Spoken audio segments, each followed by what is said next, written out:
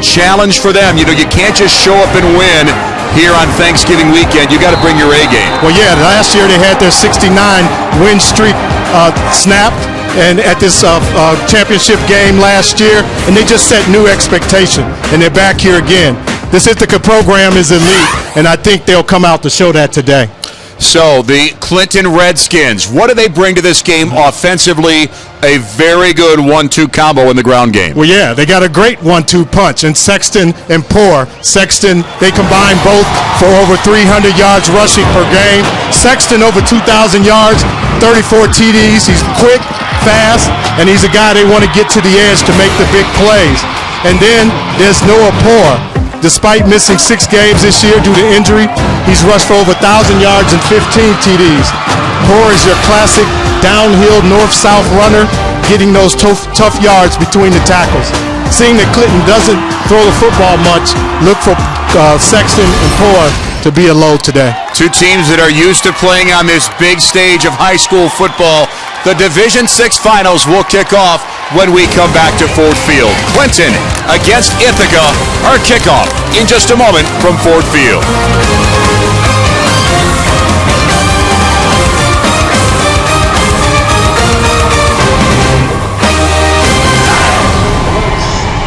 Sign up for a chance to win an Applebee's gift card at the next.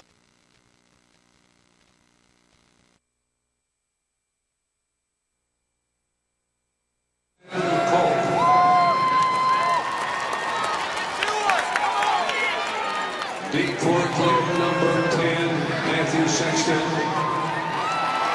And 34, No idea. Who's on? Okay, so this might be backwards. Okay, they're here? Okay. Thank you. Yeah, I don't have specialists on each side, so I have to move this. No.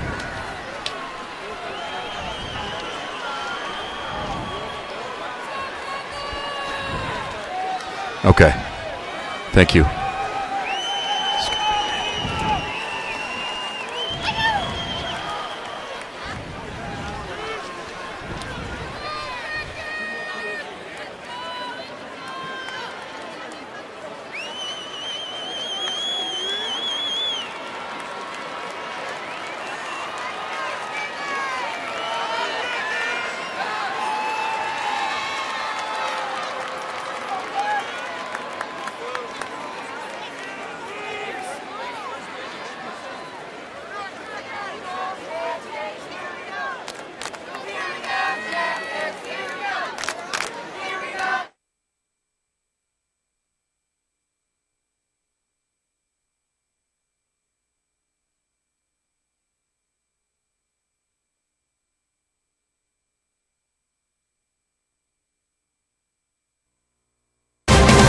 The MHSAA Football Finals on Fox Sports Detroit are brought to you by the Michigan National Guard, proud to be the official armed services partner of the MHSAA, and by your local Toyota dealers. Visit buyatoyota.com. Toyota, let's go places. Nothing better than Thanksgiving weekend football here at Ford Field.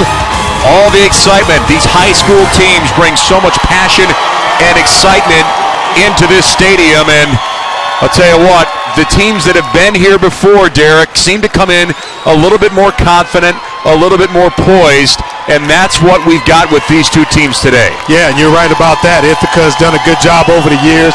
Lost last year, so they're coming in with a little chip on their shoulder, and Clinton is no stranger to this championship game either.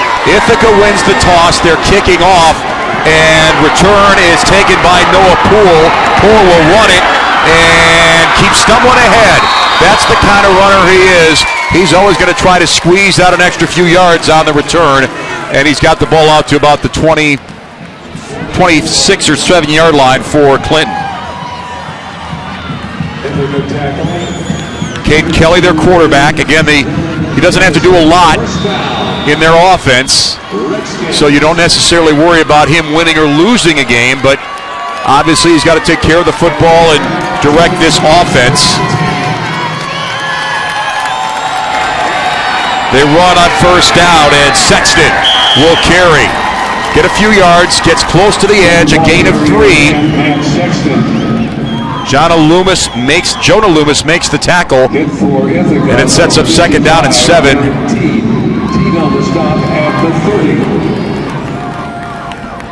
Second and 7. Scott McNitt, head coach for a long time, 31 years, still looking for that first state championship.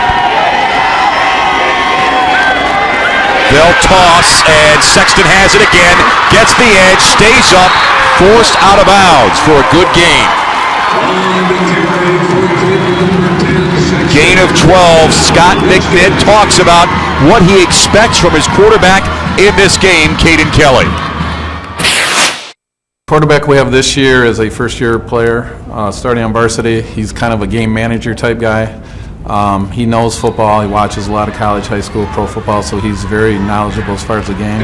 But his job is to manage the team, make sure that things are organized and running well. But, you know, we don't expect him to win the game for us, but at the same time, we don't expect him to do anything where he might cost us a game.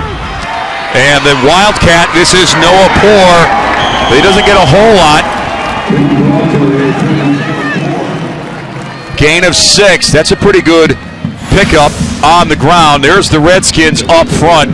You know, Derek, you don't run the football well unless you've got some big horses up front that can create space. Yeah, and these guys have done a good job all year.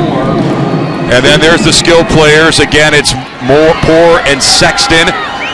So they're going to get a lot of the touches, and so far they've been doing all the heavy lifting as Clinton trying to get a lead early there at the 48-yard line, very close to midfield. On the ground, this is Sexton banging ahead for a first down. Jake Smith on the stop.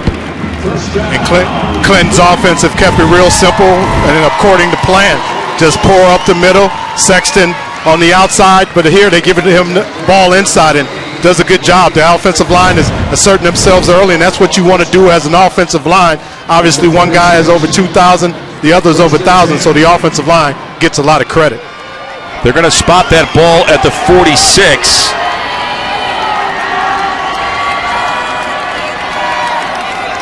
And again, it's Poore under center. He's going to run. There's going to be a lot of unconventional looks offensively. So far, though, I wouldn't say that Ithaca's defense has been fooled too much. That's a gain of 2. And the Coach McNitt talked earlier in the week that once they put Poore at quarterback, that's kind of like their wildcat quarterback. So look to see him in some different positions. He's a downhill runner, and he's a tough runner, and they want to get him as many touches as possible. Clinton on the move. Look at it, second down and 8. It's been all run so far. This time it's Poore on the run, but not a lot of room for him. But they're getting him in some space. Derek Teed makes the tackle for Ithaca. Well, Ithaca's front 7 has a tall order today, and those defensive linemen are going to have to get under the offensive line, and linebackers are going to have to fill the gaps. There's going to be a lot of big runs by Poore and Sexton, and so they're going to have to try to maintain and keep control of the line of scrimmage. Caden Kelly will work out of the shotgun here on third down. They're going to hand off. Here comes Sexton. He's going to reverse field and come back the other way. Let's see if they can spring him for a long run. Up the near sideline. Finally forced out of bounds. A first down and a whole bunch more for the Redskins. And as a coach, that's not what you want your running back to do, to cut all the way back across field. But Sexton has great speed, and you can see it there. They try to get him to the edge, to the left edge, but there's nothing there. Great pursuit by Ithaca's defense, and just the ability and the vision to be able to cut it all the way back and have the speed to get all the way back to the other side. Great job by Sexton. Big props to Jason Ahrens, who made that block. Coming up right about here. Yeah, anytime you reverse field, there's going to be a knockout block in the making, and good block by the wide receiver coming back. All the way to the 22. The Redskins are going to run, and a good second effort by Poor stays up down to about the 15. Spence DeMol makes the tackle. There's no secret of what Clinton's going to do. They're going to run the football all the way down the field. They don't throw much. Kelly's only thrown about 63 passes this year out of 12 games. So the thing is, he does have a 70% completion percentage. But as the coach said earlier, he puts him in as a game manager. Doesn't want him making too many mistakes or even putting him in that position. Noah Poor gets 8 yards. The ball is inside the Ithaca 15. Clinton walking tall and looking good on their first possession. There's a good stop by Ithaca up front. Poor carries. Aaron Barnes makes the tackle.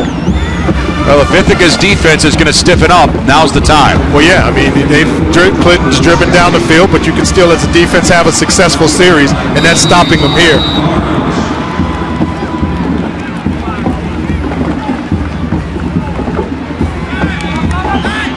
Scott McNitty told us earlier this week that, a couple years ago when we were here playing against Ithaca, the bright lights, the big stage, that got to us. We were a little bit rattled, hoping that this time around it's a much different story. So far it's been all poise and power for Clinton. Yeah, and I think the most important thing is that he wanted them to embrace the lights and play with a little more relaxed. 3rd and 1. This is Poor trying to get outside. Good tackle, but it's a first down get for the Redskins. Gain of 4. Trey Chapman makes the stop, but the Redskins are just trucking right downfield. Yeah, and this is Poor's game, just the inside. You got an inside trap.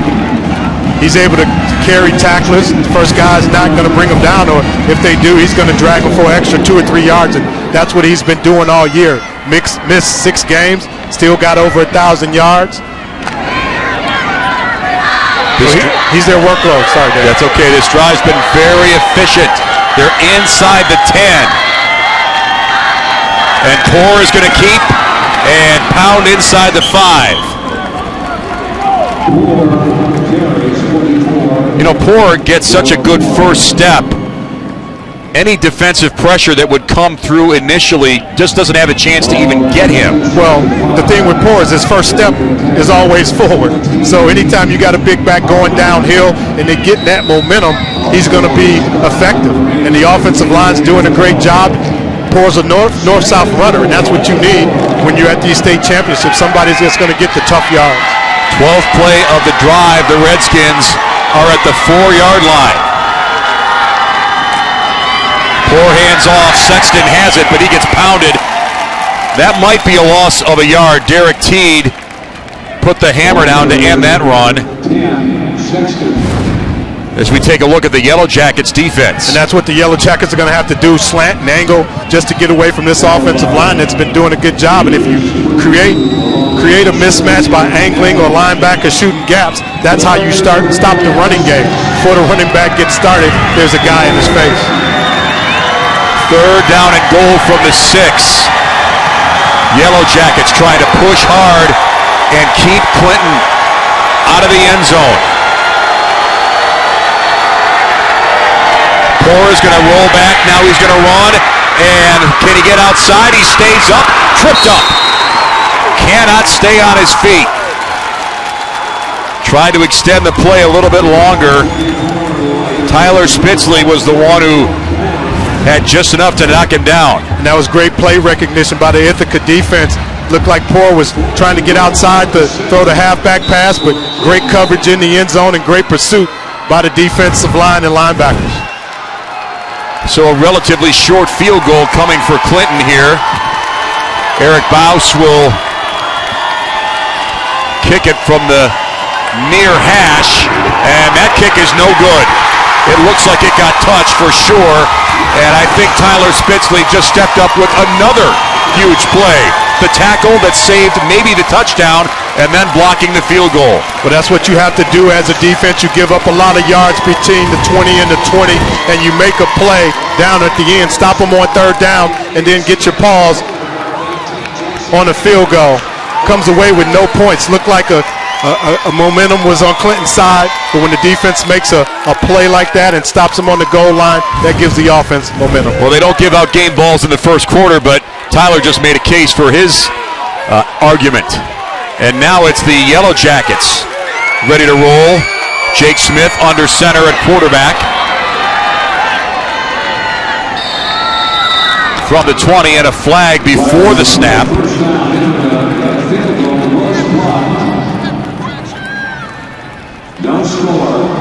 Dead ball, snapper infraction, gets the offense, 5 yards, still first down.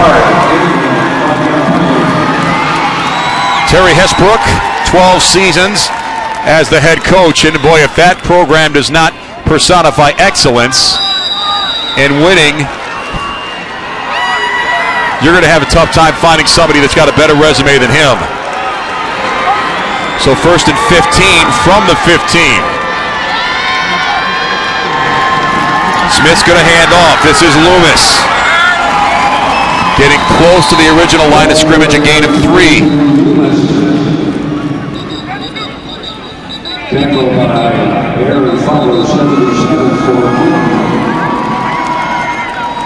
Well, a tough first series, Derek, for Clinton. Everything's working. Everything's going the right way.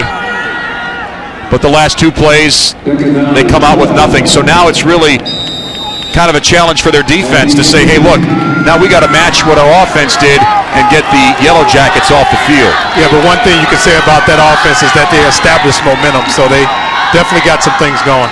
A toss and a fumble ball on the turf picked up by Loomis. Boy, that was dangerous, but at least he covers it.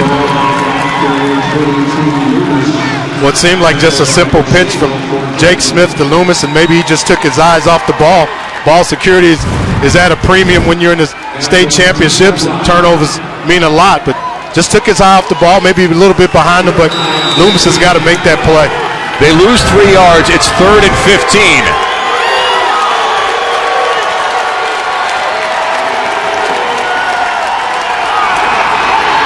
See what kind of pressure the Redskins bring up front.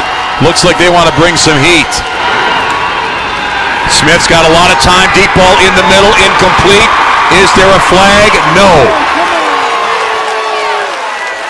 Ball a little bit too far out ahead. And the Yellow Jackets are going to go 3 and out. Yeah, just good defensive coverage in the secondary. Ball over the middle, 2 guys converging. Looks like the defender just fell down. Obviously, there's going to be a little contact on man-to-man coverage, but good defense by Clinton. Clark Nelson was the cover man.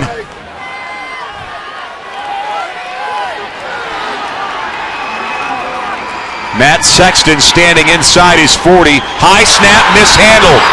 Oh, they blew it dead. Wow. Break for Ithaca. And a false start on the Yellow Jackets.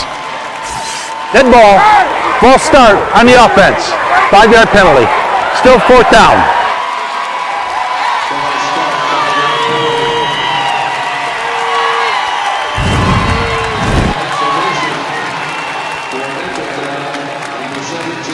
Yeah, just a bad start offensively for Ithaca's Yellow Jackets. They'll repunt, and he shanks it near side. Well, Ithaca's going to have to regroup a little bit. A rocky start, a bad punt is going to set up Clinton with great field position. The Division VI Finals between the Yellow Jackets and the Redskins. First quarter continues in a moment. First down, Clinton at the 22.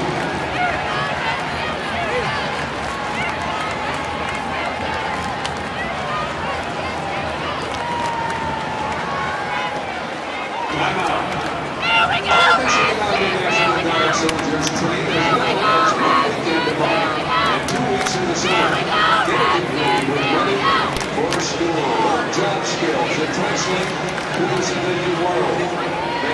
doesn't last a lifetime. Earn pride for life. If you're at least 17 and high school junior interested in learning more about the Guard, text My Guard.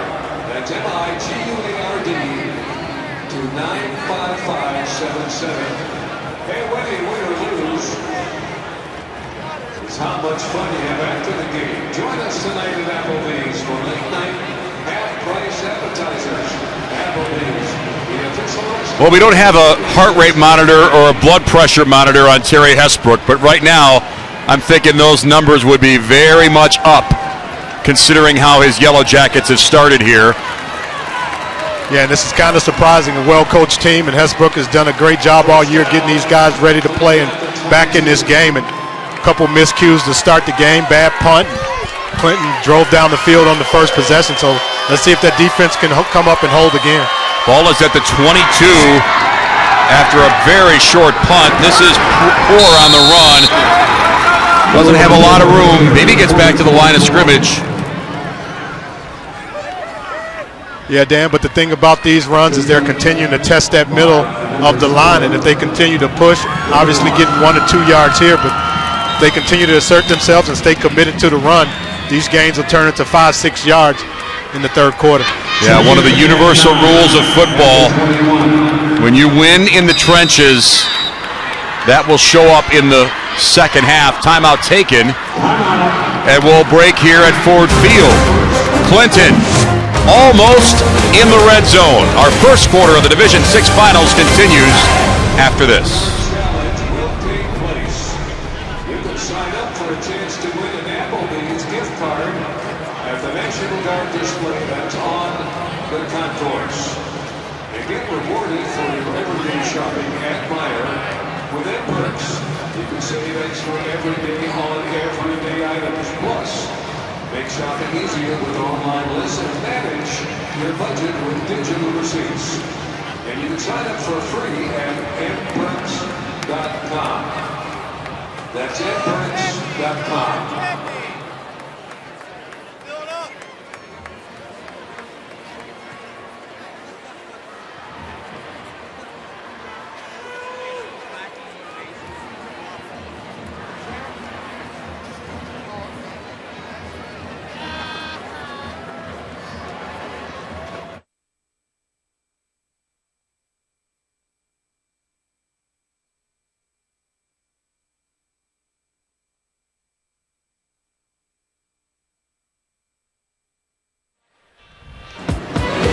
The Redskins had to battle the elements last Saturday. Little snowball and didn't slow down Noah Poor too much. This long touchdown run, one of his highlight plays from last Saturday. This is all against Grand Rapids North Point Christian. And then this kick return for a touchdown. Boy, just keeping your footing alone, it's difficult enough. He had some good moves there. Oh, yeah, when you play in the North Atlantic, or live in the North Atlantic, that's what can happen to you any given Saturday. You had to sneak in that Woody Hayes and Bo Schembechler reference, didn't you, D-Walk? Big game tomorrow, huh? Oh, yeah, it's on. Caden Kelly under center. Second down, little play action and a deep throw in the middle. Touchdown! Noah Poor on the receiving end from 21 yards out. Now that's probably something that Ithaca didn't prepare for. Noah Poor down the seam. Great throw by Jake Smith, just putting the ball where it needed to be. Play fake and great protection by the offensive line. Poor just down the seam, making the catch. The run game looked very good, but the passing game looks awfully good too. PAT is up, and it is good.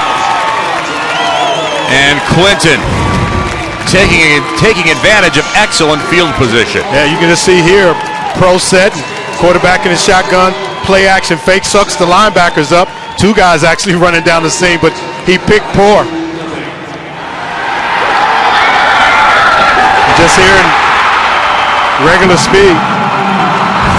Great play calling. Anytime you have a successful running game the way Clinton does, if you can just put in a few wrinkles week to week, which that probably is with Poor going down the seam, it's going to bode well for your team. And obviously this offense has been moving. First possession, they went down and threatened to score.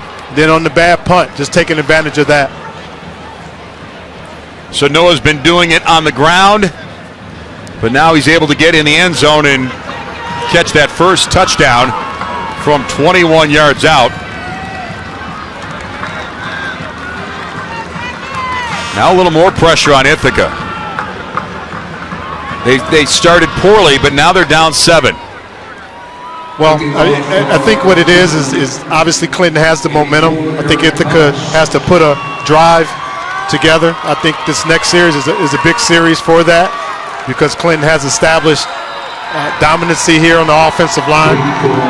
So Ithaca just has to settle down a little bit and just get something going on this possession. Spence DeMol will catch it on the hop inside the 15 and go down just about the 17. Join the conversation on the football finals this weekend. Share your photos on Instagram and Twitter with hashtag MHSAAFB. You might see them on our broadcaster on FoxSportsDetroit.com. Make sure to follow us on Snapchat at FS Detroit all weekend long. An advantage that Clinton has is their defensive coordinator is a former college coach, so he's brought a college scheme, and Coach McNitt talked about his coordinator being the most valuable player on the defensive side.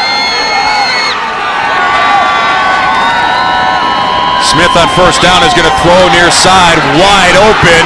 Jake Deminoff Colton Campbell makes the catch for 17 yards. That was a good play coming out of the timeout. Just get your wide receiver running back in space and letting them make a play. Great touch by Jake Smith. So they move it out to the 34-yard line. And finally something going right for the Yellow Jackets.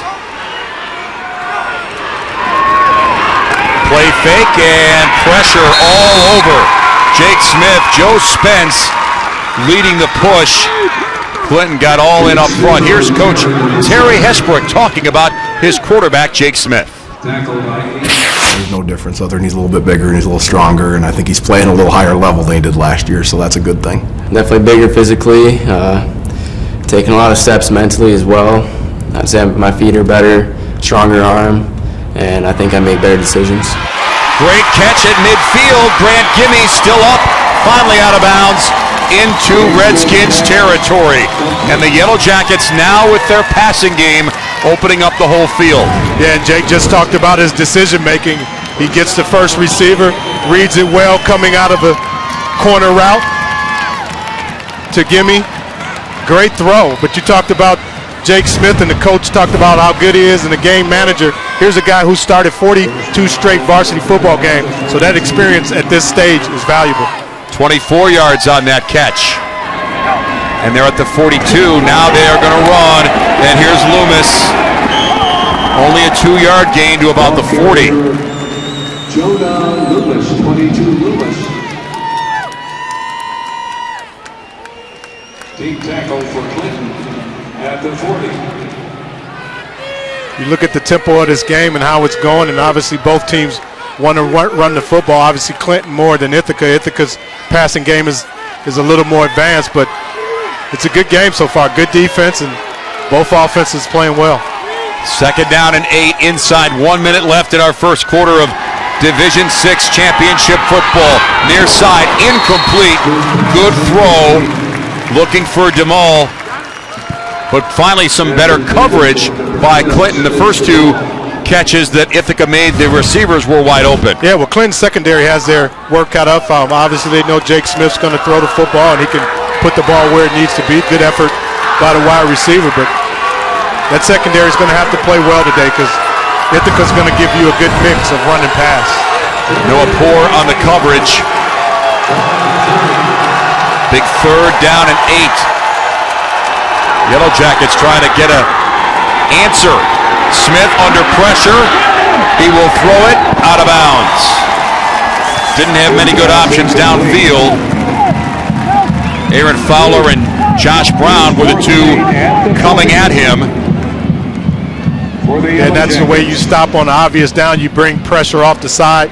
And they brought the linebacker in the corner on the pressure and did good coverage downfield. Well, 4th and 8. Yellow Jackets are going to go for it.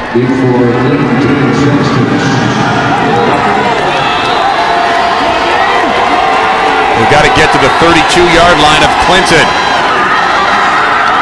Now they'll drop back and get a better punt than they had last time by Jake Smith.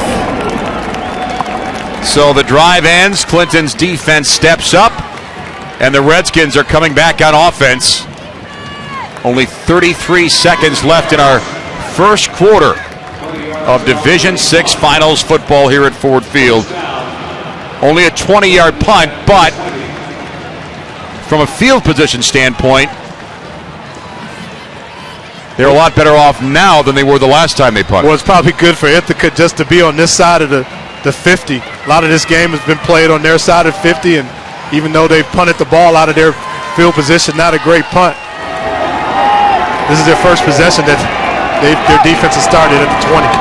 Kelly at quarterback. Here's a nice handoff to Sexton, who stays up. Going to get at least 5 yards. Call it 7. Ithaca tacked to their 4. And that may have been the last play of our first quarter of football here at Ford Field.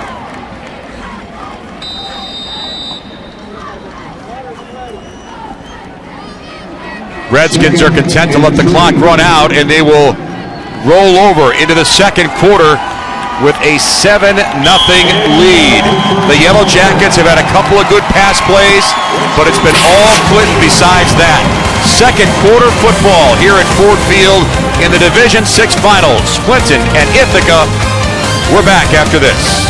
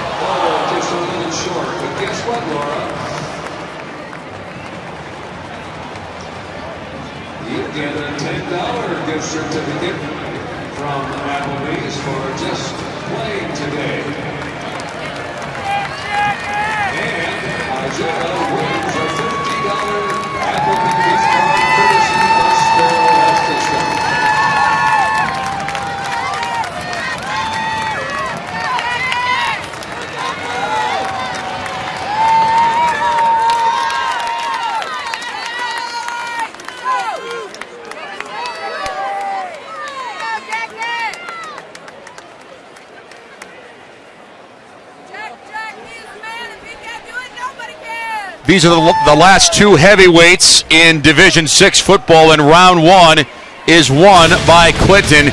Let's take a flashback to 2 years ago, the championship game in 2013. Same two teams, another Smith, a different Smith, Travis Smith, doing the damage on this day. Passed for 4 touchdowns, ran for another. Ithaca winning their 4th straight Division VI championship. Terry Hesbrook hopes there's another post-game ceremony like that today, but Derek, his team's going to have to step up and play better than they did in that first quarter. Yeah, Coach McNitt's team, Clinton's done a great job. He said they just were impressed by the lights and atmosphere last time and thought the game was too big. And this time you can see the way they've come out. They've asserted themselves early. First down, Noah Poor. Ithaca's defense able to get in and bust it up.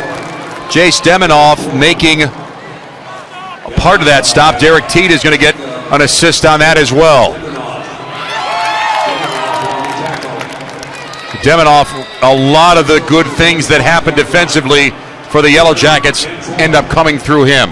Yeah, he's a guy that averages 12 tackles per game. He has 153 tackles on the year, and he's going to be all around the football today. Sideline to sideline, classic linebacker. Kelly will toss. This is Sexton getting the edge. Spins out, stays up, first down, Redskins. Deminoff again, but a gain of 5. And some power running by Sexton, moving the chains for the Redskins. Yeah, for this running game to go, obviously Sexton gets to the edge, but you can see the wide receiver block on the sideline. Downfield is crucial when you have a great running game, when you're averaging 12, 13 yards a carry. Wide receivers down the field do a great job of blocking. Not easy to make two guys miss. Ball is outside the 30 to the 31.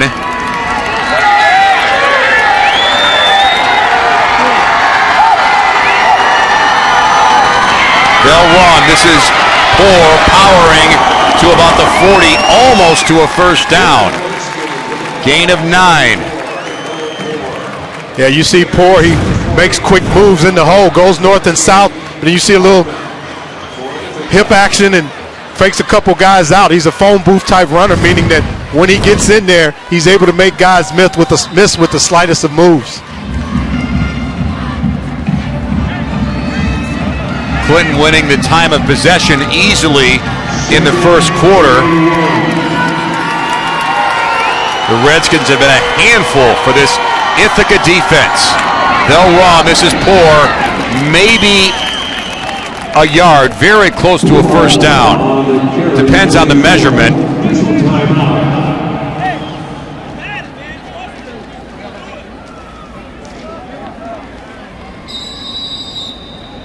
And the officials will stop and measure.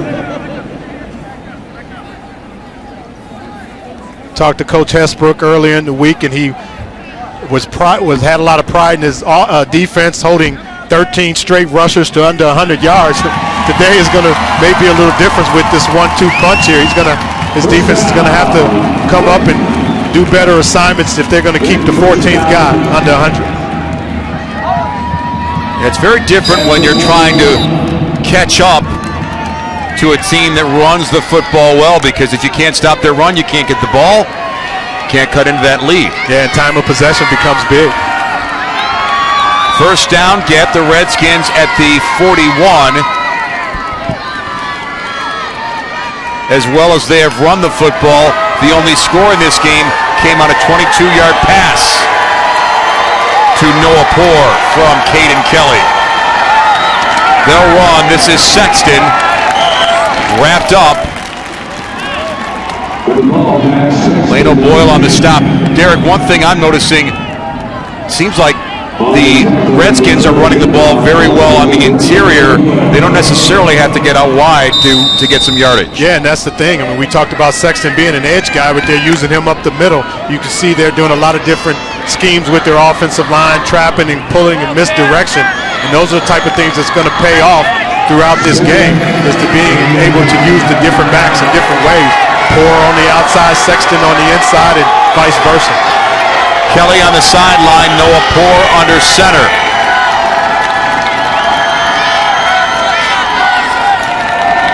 He'll keep up the middle, and he'll get knocked down. That play didn't develop at all for him. We'll bring up 3rd and long, actually almost 3rd and 10. Let's see what happened here. Yeah, just a wildcat snap, and Poor just keeping the football. Great penetration by the defensive line, riding the offensive lineman down and getting penetration. It's a loss of 1 yard, brings up 3rd down and 10. See if the Yellow Jackets can dial up something big defensively here. A little screen, and it's complete to Poor. He's way short of a first down. Tackle by Demonov. Gain of 4 yards. And that's going to be the challenge for Ithaca today, is keeping Clinton in third and long. And that's the way they're going to be successful with this running game, the way it's going. If you can create those third and longs from a team that doesn't throw a lot of passes, then you're successful as a defense. Jake Smith is the deep return man, standing at his 26. Morrell will kick a low punt that takes 2 hops, picked up by Smith. He's going to get a burst of speed and run up that far sideline. Forced out just shy of midfield. Great decision by Jake Smith. Waited to get the hop and then made the good return on the punt for Ithaca. The Yellow Jackets looking to get this game even. They trail 7-0 here in Ford Field.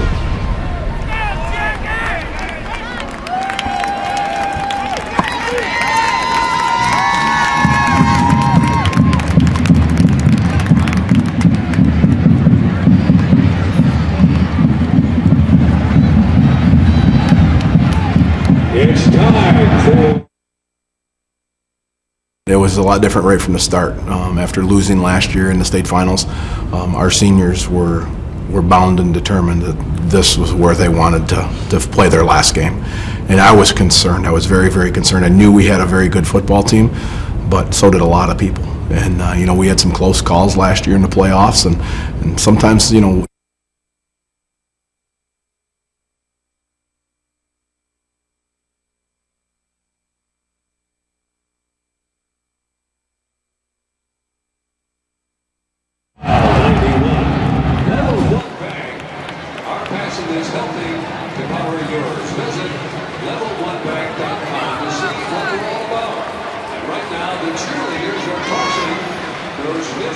That's Terry Hesbrook with 4 state titles on his resume, but they couldn't win it last year. They're looking for redemption this year.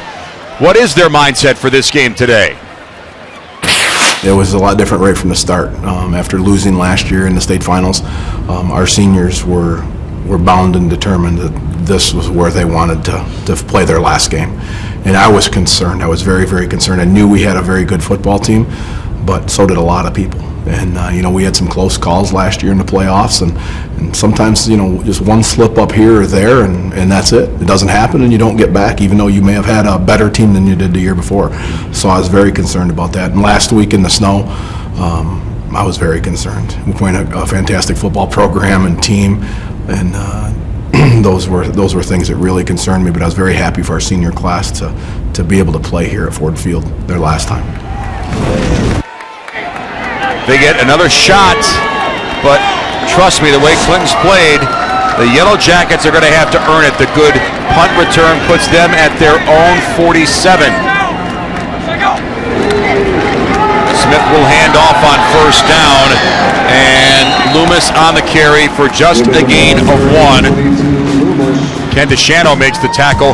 Here's the run that the Yellow Jackets have had. They're automatic to be here at Ford Field on Thanksgiving weekend, and just that one speed bump last year, the loss to Monroe St. Mary Catholic Central.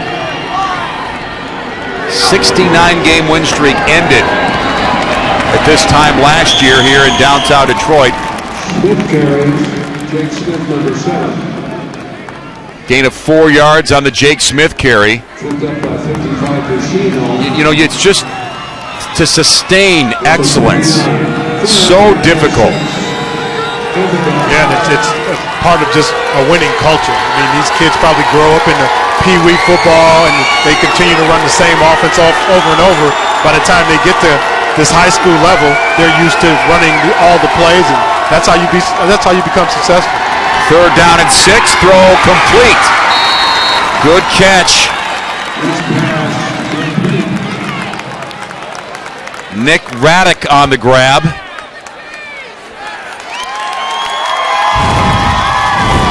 That's just a good job of Jake Smith sitting in the pocket, looking to the left and then throwing to the right. And with a good catch by a receiver.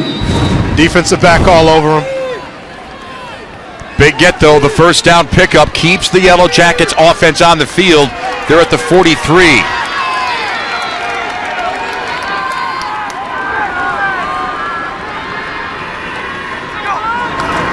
Smith on a keep.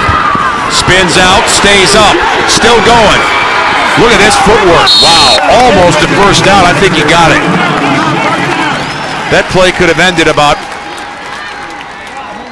10 yards earlier, a gain of 11 yards. This is all Jake Smith. Yeah, Smith has done a good job. He averages over 103 yards himself rushing, so he's well experienced. I just talked about 42 straight starts on the varsity, so he's well experienced and doing a good job here today. Same play. Defended better, though, by Clinton up front. Aaron Fowler bringing the hit in after a gain of maybe 2. Well, the thing about Clinton's defense, I mean, you run the play once and come back to it, you're not going to fool them a second time. They've done a good job all year. Defense coordinator, we talked about being a former college coach, so the scheme he has for these kids is get after the ball. Their motto is do your job. Second down and 8. Ithaca trying to answer the early touchdown. Wide open. This is Loomis in space. Good pursuit, though. A gain of 4. Maybe should have been more. Blake Rogers on the coverage to make the stop. Gets it to the 25.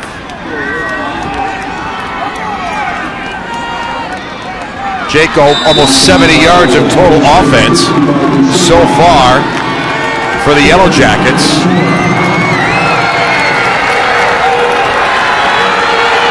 So the Yellow Jackets with a sustained drive. It started at their own 47, but they want to get that score. Smith will throw, and it is complete far side. Forced out of bounds after the catch. Spence DeMol on the reception for a gain of 10.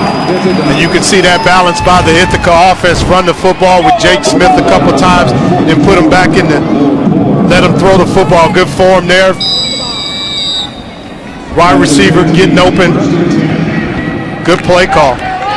And a very well thrown ball by Jake, who now moves the Yellow Jackets to the Redskins' 15.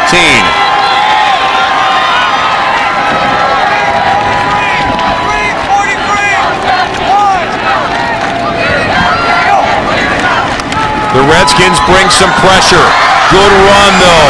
Loomis stays up. Gets inside the 10. Josh Brown on the stop.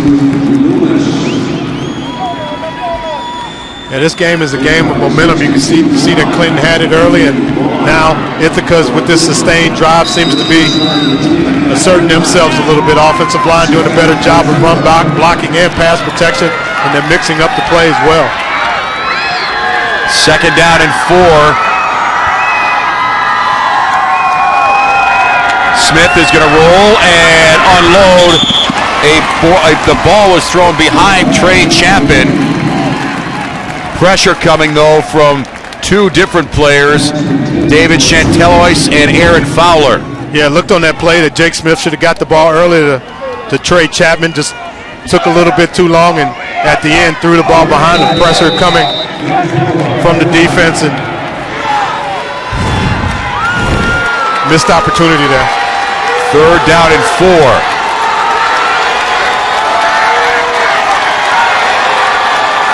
Big play here for the Yellow Jackets, trying to, and a jump. Joey Bentley. False start on the offense. Still third down. Well, that's not going to sit well. Well, he got off the line very quick. Yeah, those pre-snap penalties are always a killer. It's all mental there. They move it back to the 14, so it's third down and 9. Yellow Jackets have to get to the 5-yard line for a first down. Smith's got some pressure coming. Down he goes. Oh, they were all in. Ken DeShano for a loss of 11 yards. Well, you had a feeling that the Clinton defense was going to peel their ears back and come after Jake Smith in an obvious pass situation, and they did just that. Brought the linebacker off the edge. Looked like the linebacker up the middle also, and just great pursuit. It wasn't a question of if they were going to get him. It was a matter of who was going to get him. 3 red and white jerseys all funneling in right there.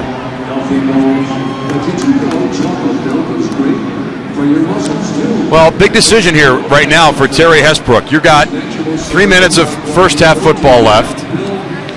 Obviously, you don't want to come out of here with no points. And this is not a team that is going to lean on their field goal kicker, per se. Yeah, I mean, it's a very interesting decision what you do. I mean, 4th and 20. Kicker, obviously, it might be out of his range. Maybe like a screen pass or something like something over the middle, and try to get as many yards as you can and play defense. But obviously, going to the end zone is an option. But you don't want to come away with an interception that can turn this game around even more. 4th down and 20. They've got to get to the 5-yard line just to keep the football. Smith, he'll throw near side, end zone, incomplete. He wanted Nick Raddick, but that was going to be a tough spot for them, even with a better throw. Jason Aarons was the one on the coverage, but, and in fairness, there was some pressure coming too. Yeah, that was great pressure by Ken Deshano. Jumped over the running back and put pressure on Jake Smith, and just trying to hit the running back. Hit the wide receiver on the go route, but the pressure got to him, and he probably wanted to throw it sooner than he had to. And a lot of time for Clinton. Starting from their own 25-yard line, under 3 minutes of first half football to go. Here's an explosion run as Sexton gets the jump and moves it 11 yards for a Redskins first down. Now if you're Terry Hesbrook, you're really worried that your defense has got to turn it up and stop this from becoming a possible 2-score deficit. Yeah, well, you have 2:42 left. You got to stop the run. Obviously, that's what Clinton's going to do. I'm sure they have some wrinkles off that run game, which they showed with pour down the seam for the touchdown. But you got to kind of peel your ears back and get physical in there and stop the run. Stop the big plays up the middle. Flag before the snap with Noah Poore under center. False start. Dead ball. False start on the offense. 5 yards. Remains first down.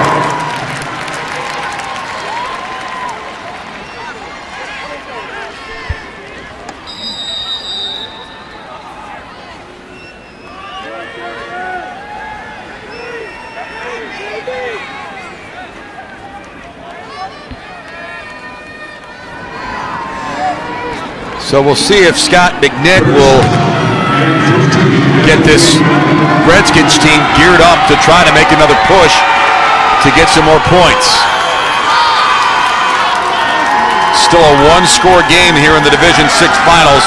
There's the handoff by Poore, and there isn't much there. They try to open it up in the middle. Yeah, you kind of wonder if Coach McNitt is satisfied with going in 7-0. Obviously, with 1:40 left, does he have a play up his sleeve that he can get somebody going up the seam? Or does he dare pass the ball, or does he just continue to run?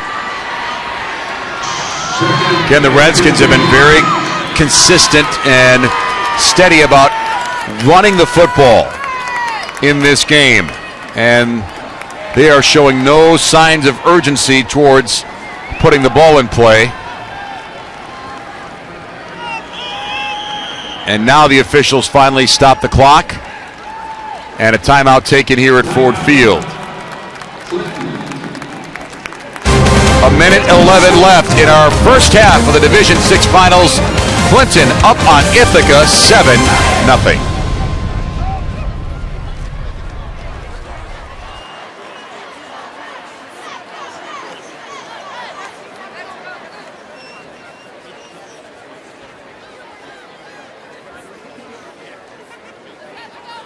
From the Tulip City to the Motor City, we're there. Lake Trust Credit Union. Branches stretch across Michigan. To the finest of their working play. We're excited to be here with the MHSAA supporting all of our Michigan high school athletics. Good luck to all the teams participating in the championship games this weekend.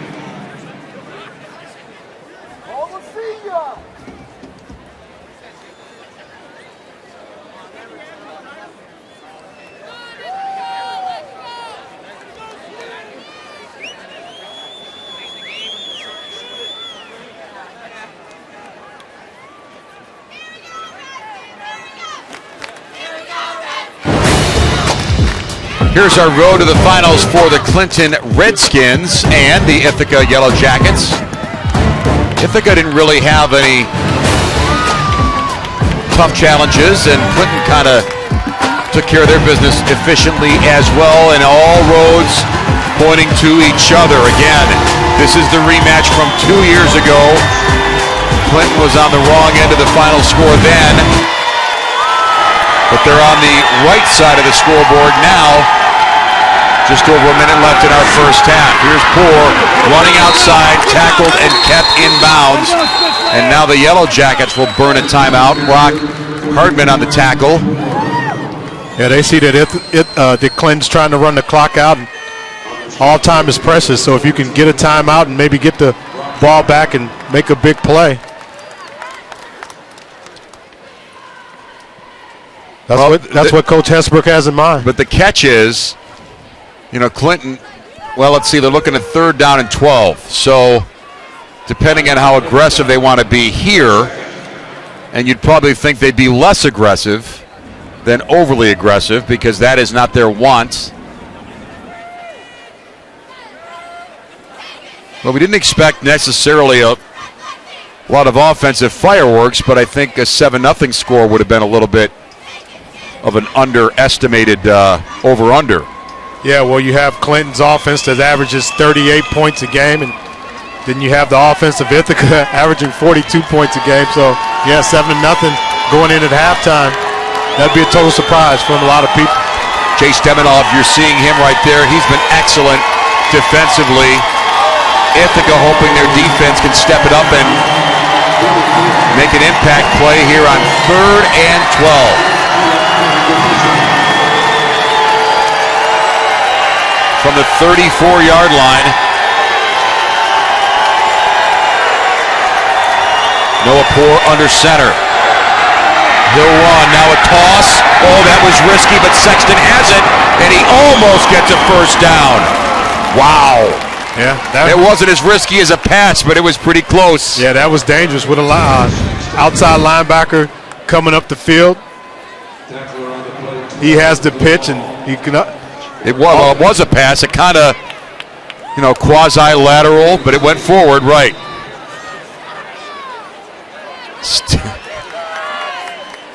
Smart play.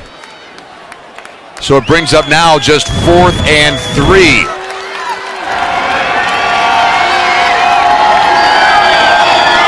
And the Redskins are lined up looking like they're going to punt. And a timeout.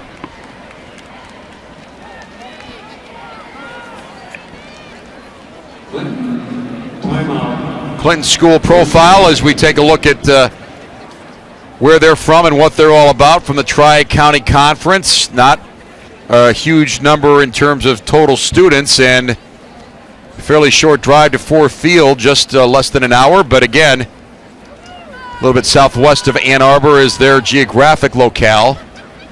And again, their trip here in 2013 was close, but not quite as fulfilling as they would like. Ithaca saw to that. Yeah, but you can see here today that they're embracing this challenge. We talked about earlier how the atmosphere may have been a little too big for them 2 years ago, playing this Ithaca team and coming away with the loss. But Coach McNitt said this year that he's hoping that was a valuable experience for his juniors and seniors. And now, 2 years later, they're back here to try to win this thing and not just be here. 4th down and 3. Redskins trying to keep Ithaca's offense off the field. If they get a first down, they'll have done it. Nope, they're gonna punt it, and they're gonna let it go. And that's going to effectively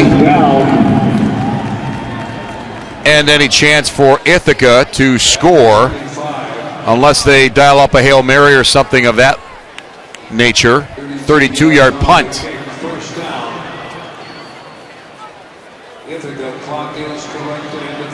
So Terry Hesbrook will have to go to the locker room with a 7-0 deficit.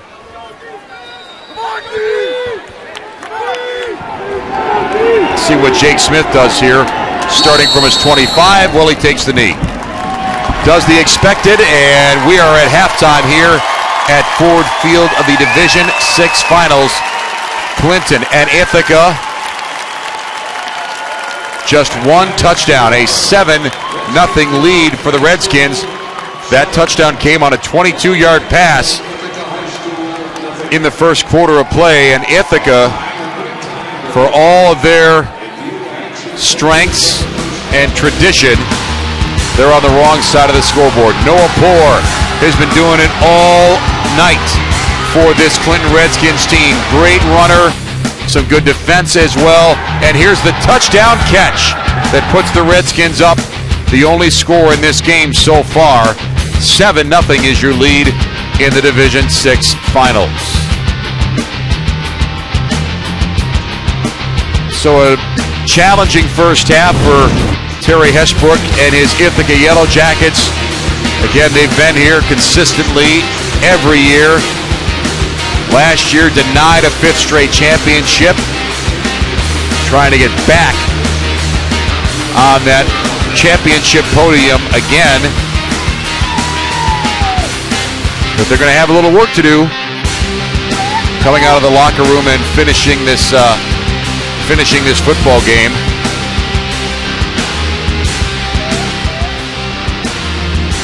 We'll join Coach right now, Scott McNitt. Scott, thanks for joining us with some first half thoughts. Scott, just give us an overview of how you thought your team played in this first half of football. I thought we played great defense, which we knew we had to because they're such a great offensive team. Defensively, they're giving us a lot of fits because they're so quick.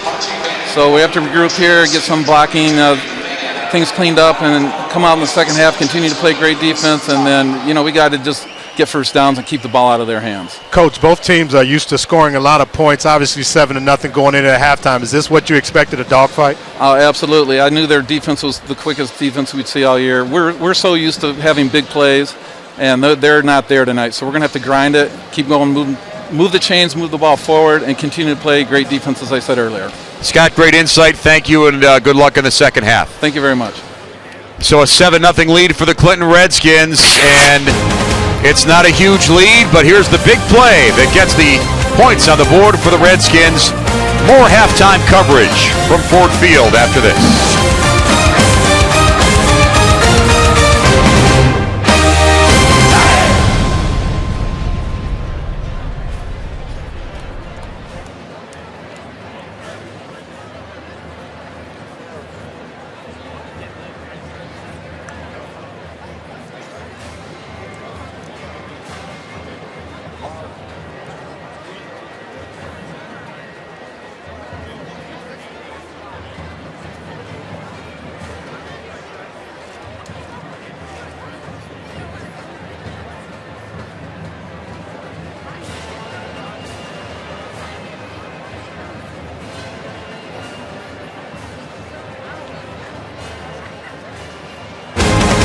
The MHSAA football. 40 points. We put up 40, we get bacon.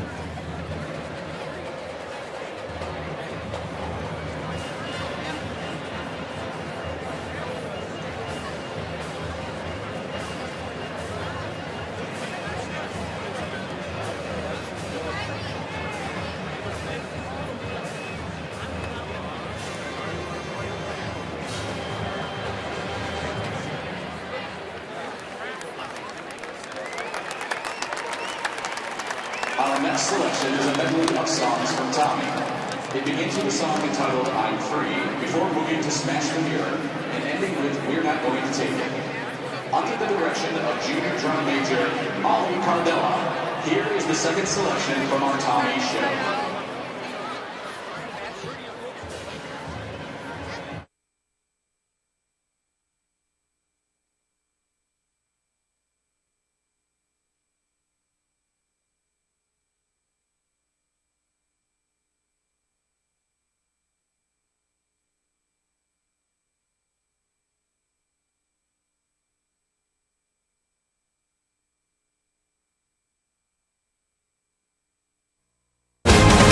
The MHSAA Football Finals on Fox Sports Detroit are brought to you by Menards. Save big money at Menards on all your home improvement needs.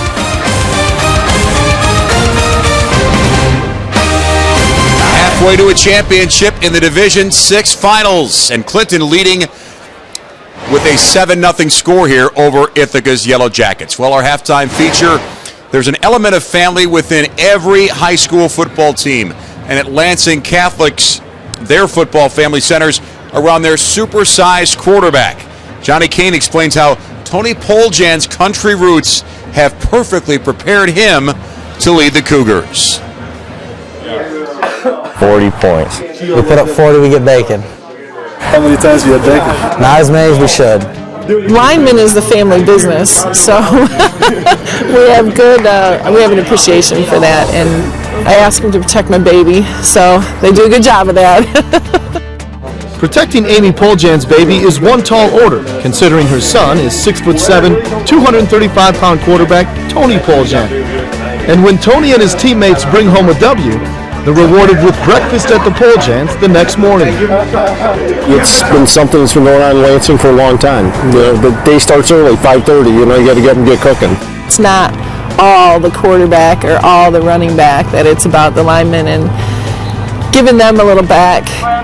Breakfast aside, the Cougars are feeling extra motivated to protect their QB after a runner-up finish in last year's playoffs. In the off-season, after the loss at Ford, almost every day in the summer, he worked out, went to a trainer, got better, and then, he brought that to us. It's just an example to all of us to work harder for him, because he put so much into it. He put so much of himself into it. That's been his life for the past couple of years, and so it's just, we feel guilty if we don't work as hard as possible. That contagious work ethic is something Poljan developed at an early age, as the middle child of 7 in a competitive family. He was always pushed way above where, just to hang out with them, just to play kickball or play football in the yard. He always had to play at a much higher level. And he was determined to beat his brothers. He bugged me all summer to take the training wheels off his bike. Finally, he's two years old. I take him off there, he's going to crash and cry, and I'll put him back on. I take his training wheels off, let go of him on the bike, he rides to the end of the driveway, turns around, drives back.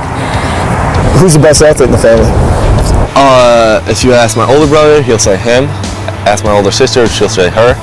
Ask my older brother, he'll say himself. And then you ask me. Tony's size is a benefit now, but youth participation rules kept him from playing his favorite position until high school. But the discipline he learned from working on the family farm, as well as managing a lifelong stutter, kept him patient and hungry. At the end of the day, it's a guy who wants to play the hardest and win the most. That's I'm gonna either tackle me or I'm gonna break their tackle. It's whatever needs to be done, and I think that's what you get from the country and the farm, is that there's nobody else there to do it for you. You have to be able to do anything. After his breakout junior season, Poljan has demonstrated he really can do everything, accounting for a combined 56 touchdowns. But underneath it all, Tony understands the importance of the bigger picture, the team. Ever since we lost, every week our chemistry has been getting better and better. We all give each other a lot of crap, but at the end of the day, that's one of the family aspects, because it's showing love and care, and then when we go out and work on the field, it's the same exact concept where we are all fighting for each other as one team. This Lansing Catholic team is a family, and hopes to be celebrating the Thanksgiving holiday together at Ford Field.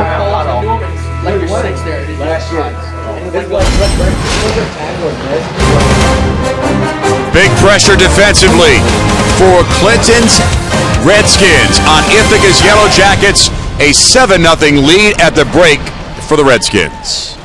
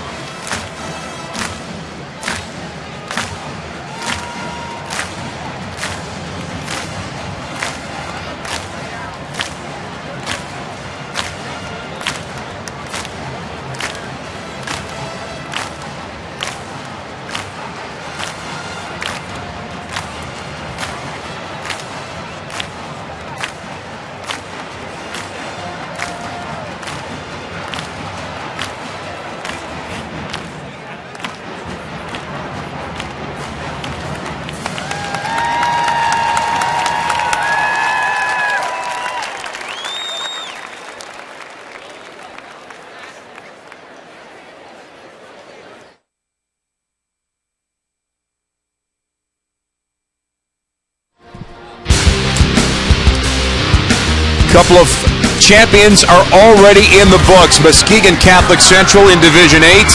This is the only score of the game. This touchdown wins them a state title as they beat Waterford Our Lady of the Lakes 7-0. The second game, a wild finish. How about a Hail Mary? Detroit Martin Luther King.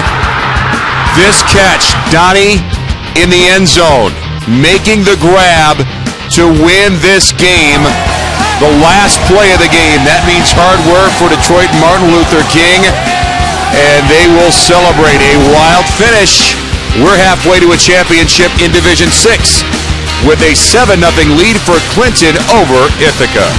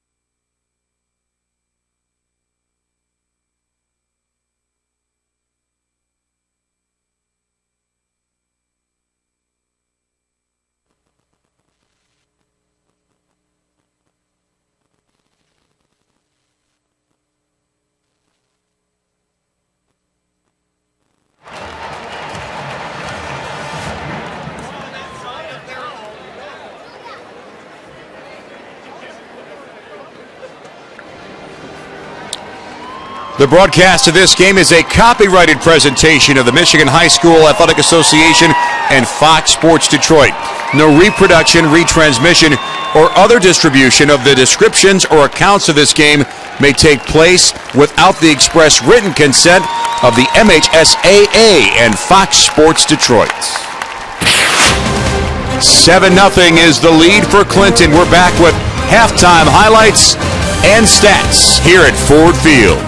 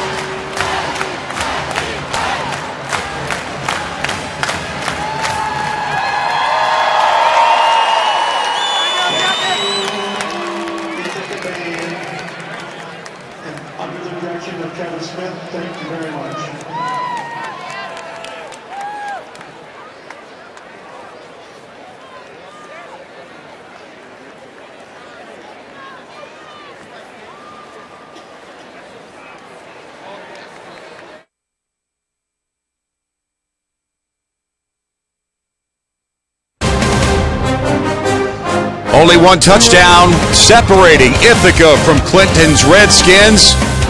The Redskins looking for some payback from 2 years ago when they were knocked off by this Ithaca Yellow Jackets team in the Division VI Finals. Welcome back, Dan Gutowski and Derek Walker, and a very competitive first half. We didn't get quite as much offense as we thought we were going to get, but still some good defense, and we'll pick up our highlight package with Clinton starting with the football first offensively. Yeah, Clinton did a good job of the first drive, just going down the field and kind of asserting themselves, and field goal block here, but they got down the field, and that was important on the first drive.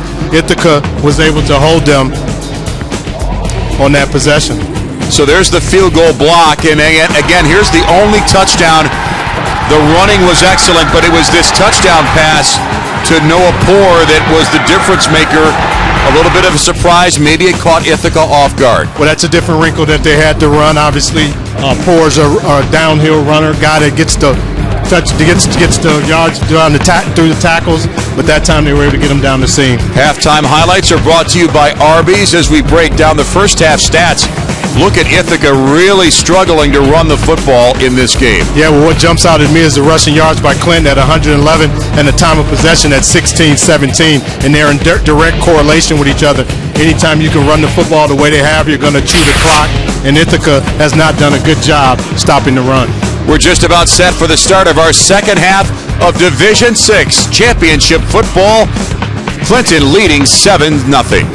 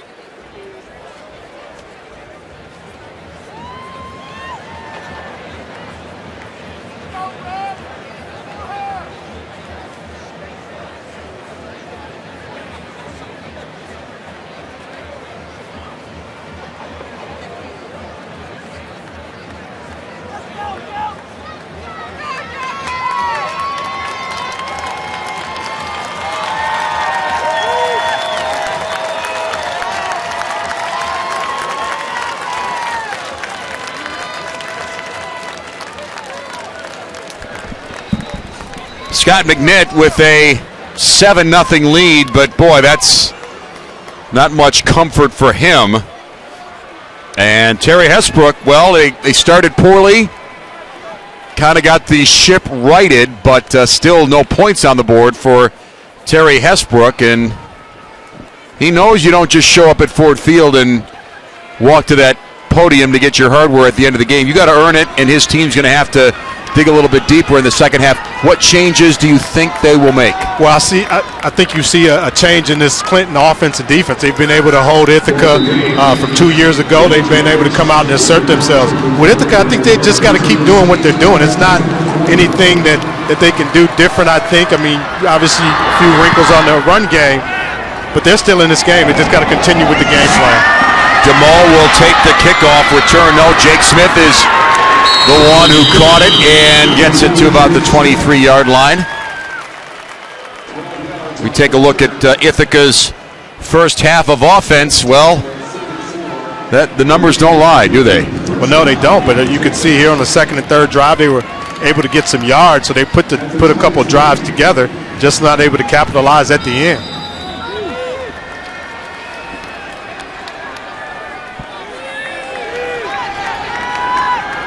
And again, they did not run the ball well in the first half on Clinton. Smith is going to throw on first down, pump fake. Now he's going deep, underthrown. Almost had it, broken up by Noah Poore. Spence DeMol, if it had gone just a little bit further, we might still be talking about that play. Yeah, Spence definitely got beyond the defensive back in Poore. He's got to put a little bit more on this football, but just a great defensive play at the end, getting up and knocking it away by Poore. Poore's all over the field today, obviously playing running back and getting a touchdown up the seam, playing receiver, but he's also doing pretty good at defensive back. Smith will keep a little bit up the middle. Josh Brown on the stop for a gain of 4. You know, the way these teams want to control time of possession, Derek, each possession becomes that much more critical because by not having your offense on the field, you can lose a lot of time. And if Ithaca's down by a score, well, they can't afford to lose offensive possessions. Third down and 6. Smith is going to roll out and throw on the run. And it's incomplete. He was trying to hook up with Spence DeMol, but I don't think he would have been in bounds even if he had caught it. 4th and 6. Yeah, he just hasn't been able to connect just off the fingertips of DeMol. So it's 4th down and 6 from the 27.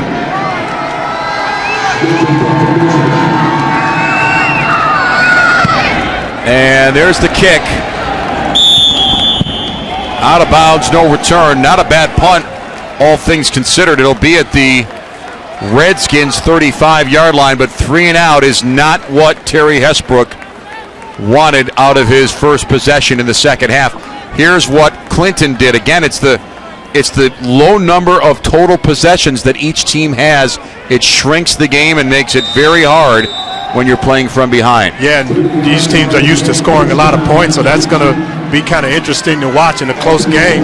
You know, how these teams come out and play. They're used to going up and down the field and beating teams by a lot, but this is going to turn out to be a good game. These defenses have played well.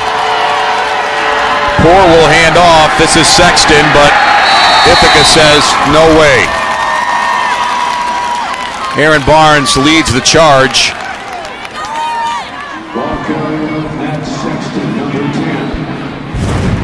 And Ithaca's defense has really done a good job. They've given up one drop penetration there. Outside linebacker coming off the edge, gang tackle. And that's what you want to see the second half from Ithaca defense if they're going to be successful. But just continue to play steady. It's not a lot that they need to change. It's just a matter of their offense stepping up and making some plays. Curtis Ackles was the one who really got in the backfield quick and busted up that play. 2nd and 10. This is Sexton. An explosion run, and he's off to the races. Inside the 20, he will get all of it. 56 yards. And just like that, a guy like Sexton with the speed and the vision that he has, trying to get him to the edge, he hits the hole with explosion, and that's what can happen. One big play away. Great job by the offensive line, down blocking, guard pull, huge hole, not even touch. And Sexton, obviously with the speed, is going to take it to the house.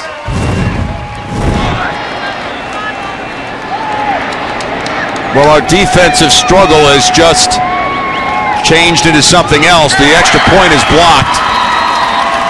There was a host of blockers in there. Tyler Spitzley, who's been a great job on special teams, second block kick of the night. But it's this run from 56 yards out by Matthew Sexton. The Redskins looking good in the second half against the Yellow Jackets.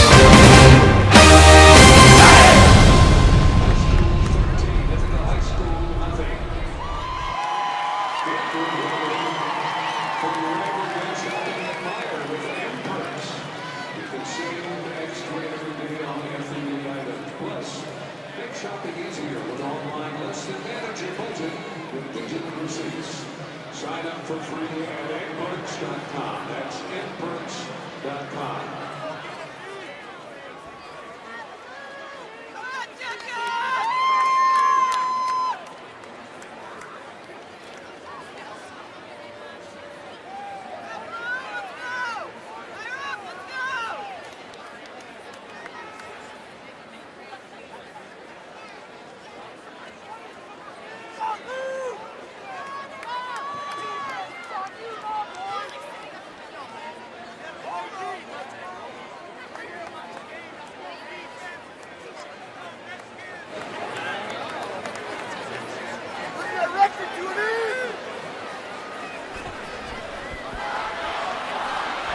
You kind of look and try to figure out where this big hole came from, but you got a down block by the tight end, and you got the guard coming around that create the big hole there, and Sexton goes in untouched.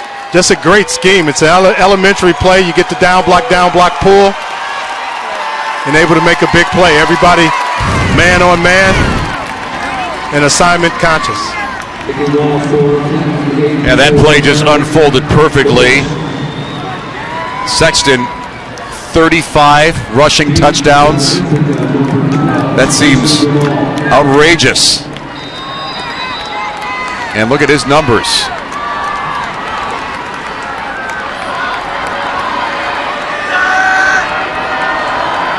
So now the Yellow Jackets trying to get out of a deeper hole. Short kick, grab inside the 30. Picked up by Trey Chapman.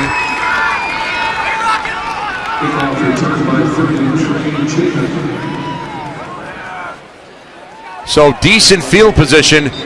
I guess the good news if you're Ithaca and you're Terry Hesbrook, if you're a running team, you're in trouble because you're going to have a tough time getting back 2 scores quickly in a 14 or 13-0 game. But here, if your passing game can start to get some rhythm and tempo, maybe you can get some quick scores and cut into that deficit. Yeah, Ithaca's going to have to do a better job on first down. Smith will throw wide open, too high.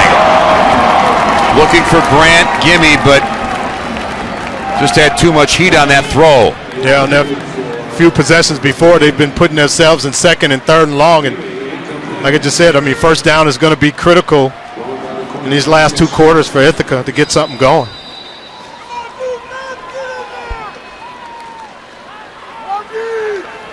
Ithaca's execution is going to have to step up a little bit now that they're down 2 scores.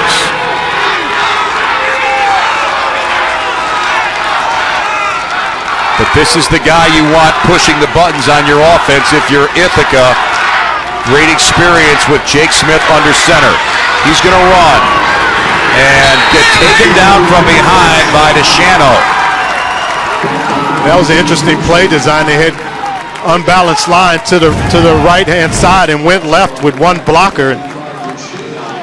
Just kind of interesting to see, but good job by Clinton on the pursuit and not being fooled by the unbalance.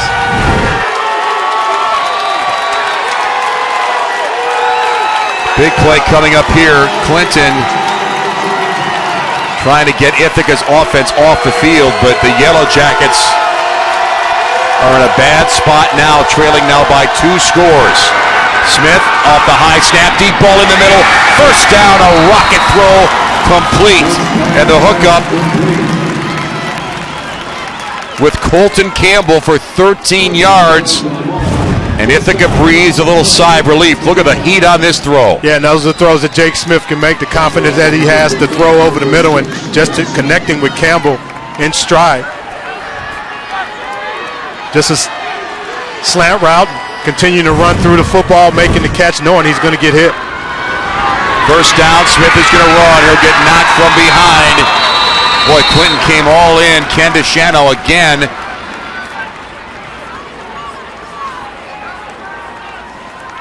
Yeah, DeShano's done a good job at his linebacker position, over 100 tackles during the season. He's a guy also that can put pressure on the quarterback when he needs to. Yellow Jackets moving closer to midfield. Here comes the blitz. Smith gets it off, complete. Tough grab, and it's Spence DeMol still up on his feet. Still going, finally brought out of bounds. Boy, nothing was going to bring him down.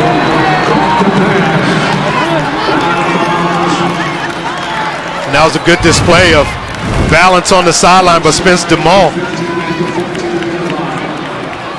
Great throw in the face of Jake Smith, just hanging in there and getting the football off. Matthew Sexton was the one who had a shot at him, couldn't get him out. He tight ropes down the sideline, walks the ball, and ends up with 39 yards. Ithaca in the red zone inside the 15. They'll run. Smith on the keep. Touchdown.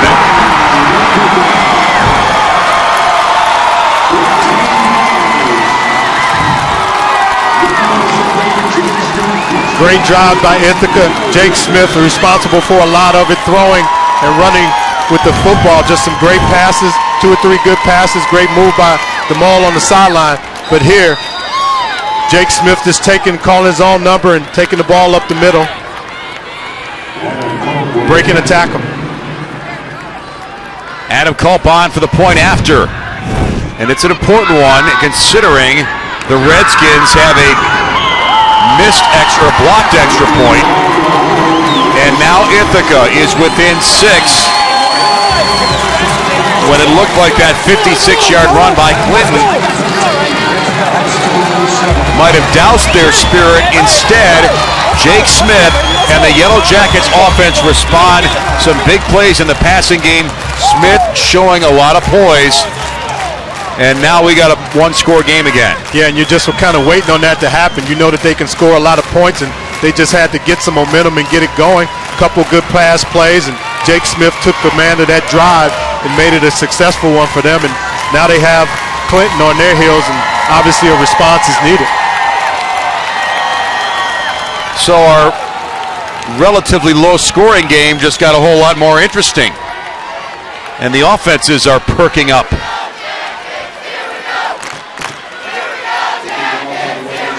Jake Smith finishes the drive, the 14-yard touchdown run, but it was the 39-yard pass that kind of broke that drive open for the Yellow Jackets.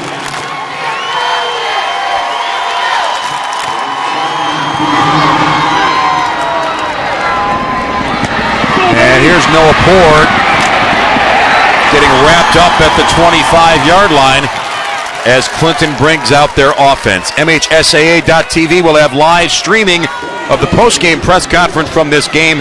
Plus, you'll find highlights and an archive of all of this weekend's championship action. Get bonus coverage of the football finals at MHSAA.tv.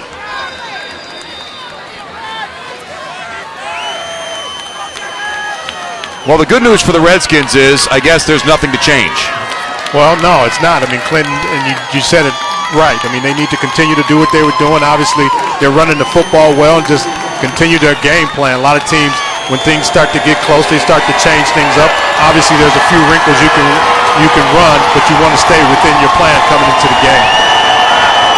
Poor will take the snap. He'll hand to Sexton, who will pound ahead for a gain of 3.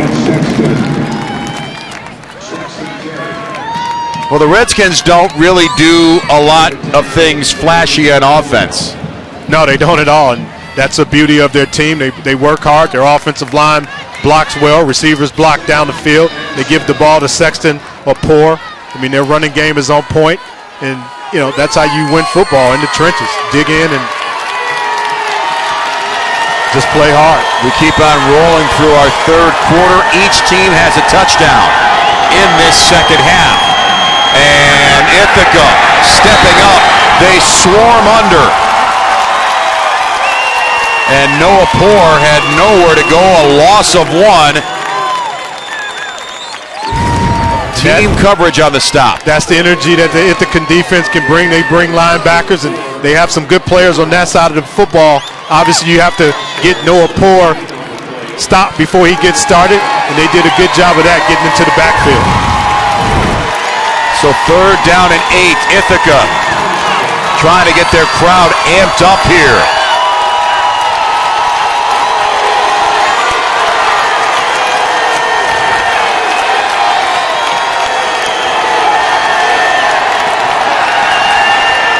Little pass complete, but no yardage after the catch. Jason Aarons on the reception. The Yellow Jackets are right there to blow it up for a loss of 7. And Aaron Barnes would not let that play go beyond the catch. Yeah, that was good discipline by Aaron Barnes to stay on his man, locked in man. The man comes up and makes the tackle. Good for him. Great discipline. And Ithaca's going to get good good field position. Jake Smith set to return, standing at the Clinton 45. And the punt not returnable, but Ithaca starting to feel some momentum now. 5:41 left in our third quarter of football. The Yellow Jackets trail by 6 in the Division 6 finals.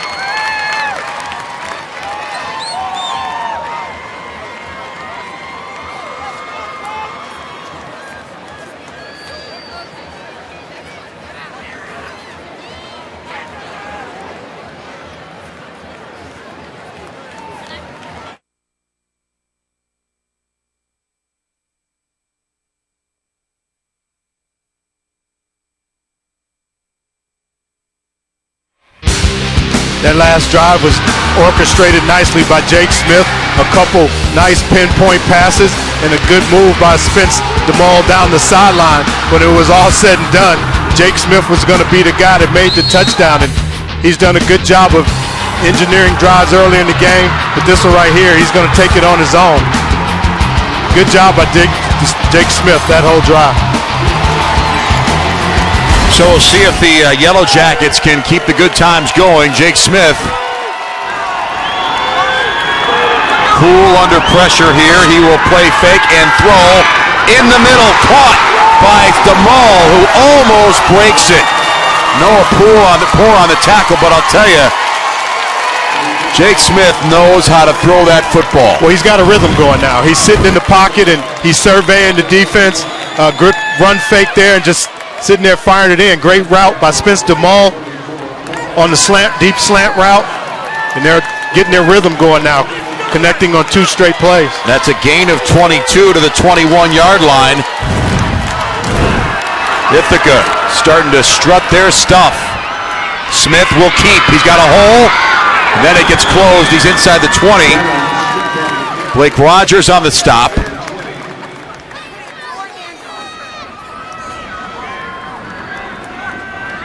Carries to the 18. Ithaca's done a good job of coming out at the halftime with a few new plays and just a different type of energy. You can see just the momentum has shifted, and Jake Smith has done a good game, played a good half, the second half.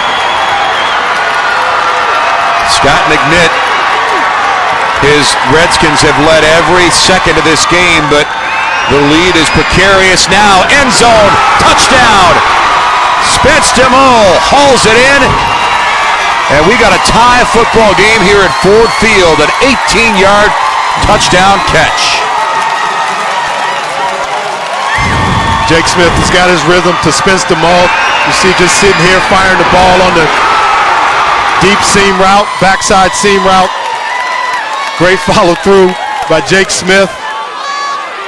Great catch in the hands by Spence DeMol. You know, it's not so much how hard he throws the football, but look where those receivers are catching that ball. Well, he's leading them right to where they need to be. They don't have to reach behind them or jump up and catch the football. Jake Smith is putting them right on the money. The Yellow Jackets are channeling their inner champions. They were denied a championship last year, but now Jake Smith is leading them back.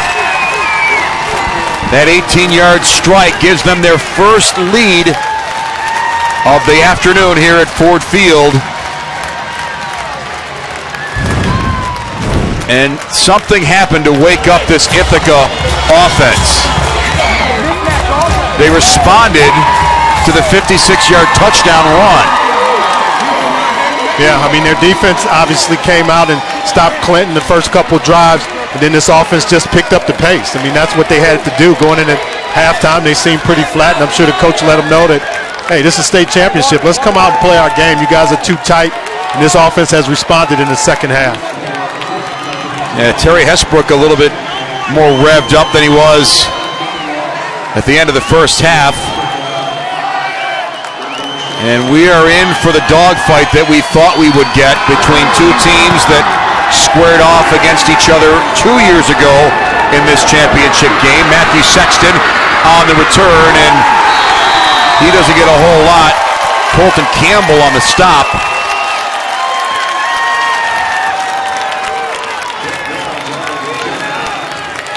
So why are we at 14-13? Clinton left some points on the table. Special teams mistakes. Here's a block.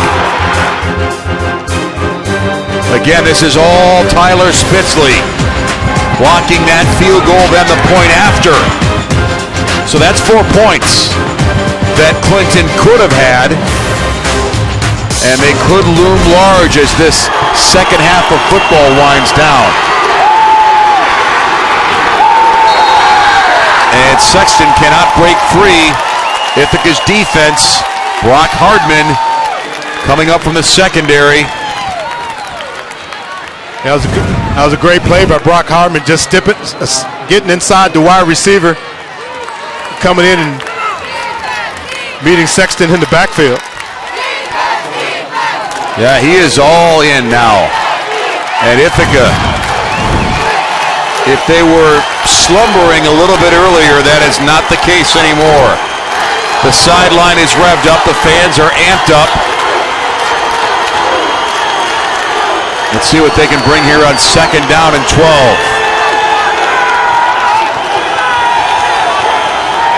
Caden Kelly under center. He will throw, and it is complete, but no yardage after the catch.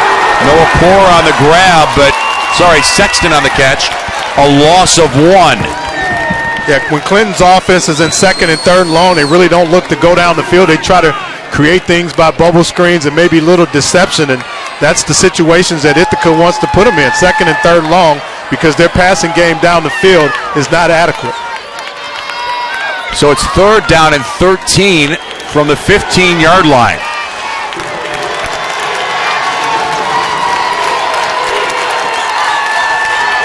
And I'll tell you what, the way Ithaca's offense has answered the bell, if you're Scott McNitt, you want your offense to get that first down and stay on the field. This is an important play for them. McNitt watching his team complete the pass, but nowhere near enough with Matthew Sexton on the grab, Aaron Barnes on the stop, and it is time to punt for the Clinton Redskins.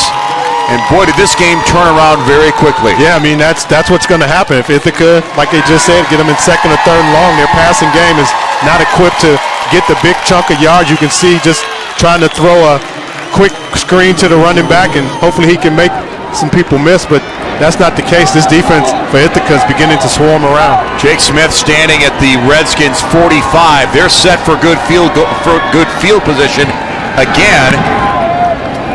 Pretty good punt. Out of bounds, though. They couldn't keep it in bounds. And Ithaca back to work. Boy, a 7-0 game at the half. Got a lot more offense in this third quarter. 22-yard punt. Ithaca's Yellow Jackets, Terry Hesbrook, his thoughts on avenging that loss in the Division VI Finals from last year. I mean, they've had a very, very tough road to get here, but so have we. So, being able to climb back up that mountain and get back to the finals is a great thing for us. Last year we didn't get it done in the state finals, and this year we're prepared to take that W. Yeah, their offense is really sparked up here. And again, they start from the 39. Smith in some open space. Getting inside the 35. Ken DeShano on the stop. And now you see that offensive line for Ithaca starting to play well. Great on run blocking. Also giving good protection to Jake Smith. So you got to give a lot of credit to this offensive line coming out second half. Gain of 5 to the 34. And what the Redskins want now is some defensive stops. Second down and 5. Smith, the quarterback keep, into space. Breaks it up the middle, inside the 25. First down, tackle by Noah Poore. Gain of 11 yards. Look at this hole open up. Yeah, as I just talked about, the offensive line starting to do a good job. Loomis going up in and the ISO on the linebacker. Good, getting a good block on him, and Jake Smith just taking it up the middle. He's been the guy that's been the difference in this second half. Almost got a strip there, but he's been the guy that's been getting these guys going with the run and pinpoint passing. Third quarter offense. Most of it coming from this Ithaca Yellow Jackets team. Smith will keep on the edge, still up inside the 15, almost to the 10.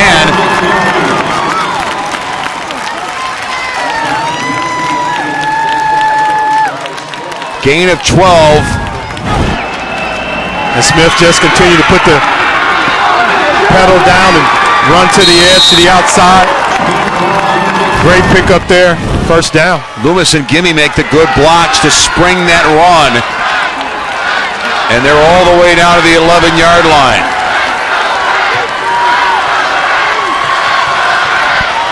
Bad snap. Smith wasn't looking. He'll pick it up and out of bounds. Well, a big mistake. Could have been worse. Blake Rogers was the one who came after Smith. Was he looking for the ball? Yeah, just a quick snap, and Jake Smith did a good job just to run around back there and get rid of the football and make a bad situation worse.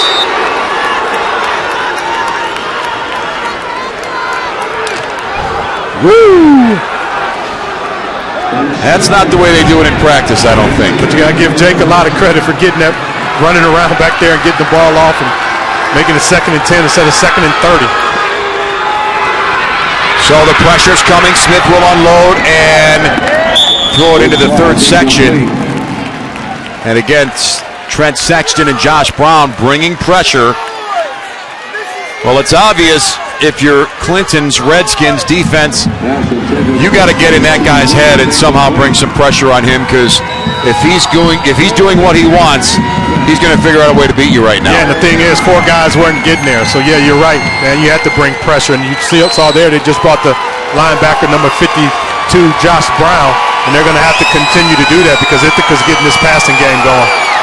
3rd and 10. Clinton hoping they can stem the tide that has turned against them. Smith's got a lot of time, and he stays out of that one. Now he'll fake and run up the sideline in for the touchdown. Unbelievable. How did he stay in bounds? An 11-yard run and a play that looked like it was ball blown up. Yeah, Jake Smith made that look very easy. Just his athleticism of escaping the rush. Deshano coming after him, able to get away from him and just pull it down and able to tiptoe the sideline. Was that close? Cut back inside. Jake Smith is taking control of this game in the second half. And the extra point is good. And Ithaca has now rolled off 3 unanswered touchdowns, all in this quarter.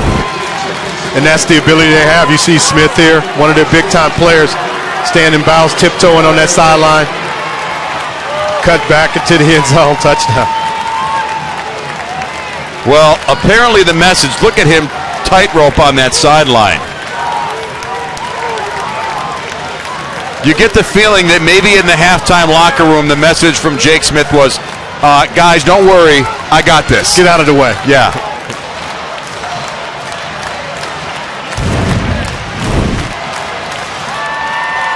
Look at those numbers. I think somebody wants to end their career with a championship in Class 6.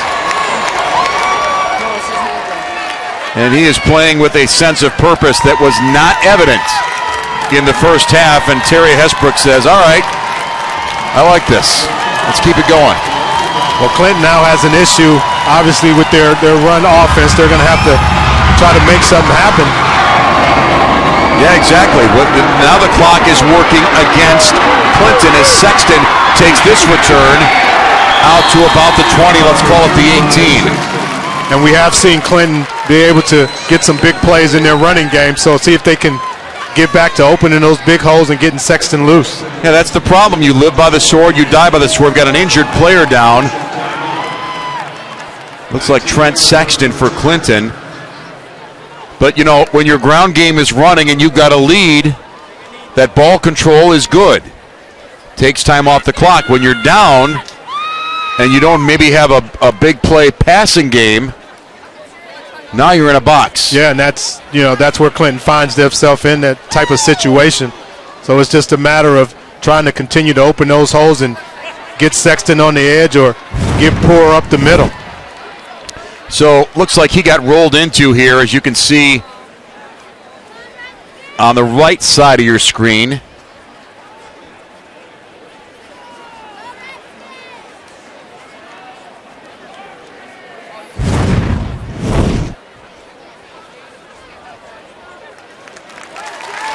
And they'll pull him up and get him off, and he's coming off under his own power, and that looks like a pretty good walk-off for Trent Sexton.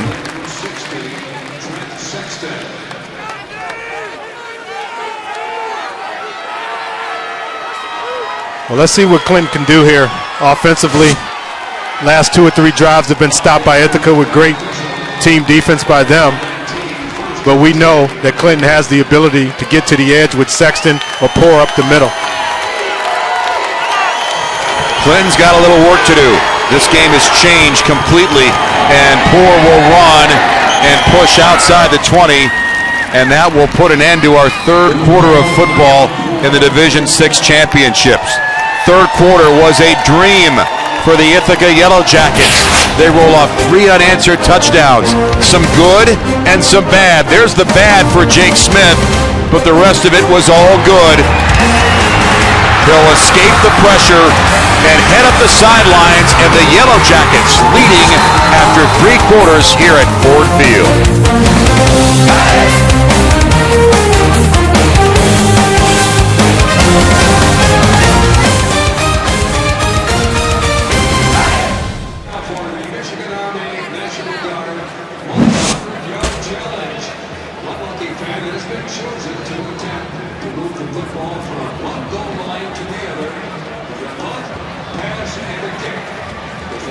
Challenge, they will win a $50 Apple Game gift card, courtesy of the Michigan Army National Guard.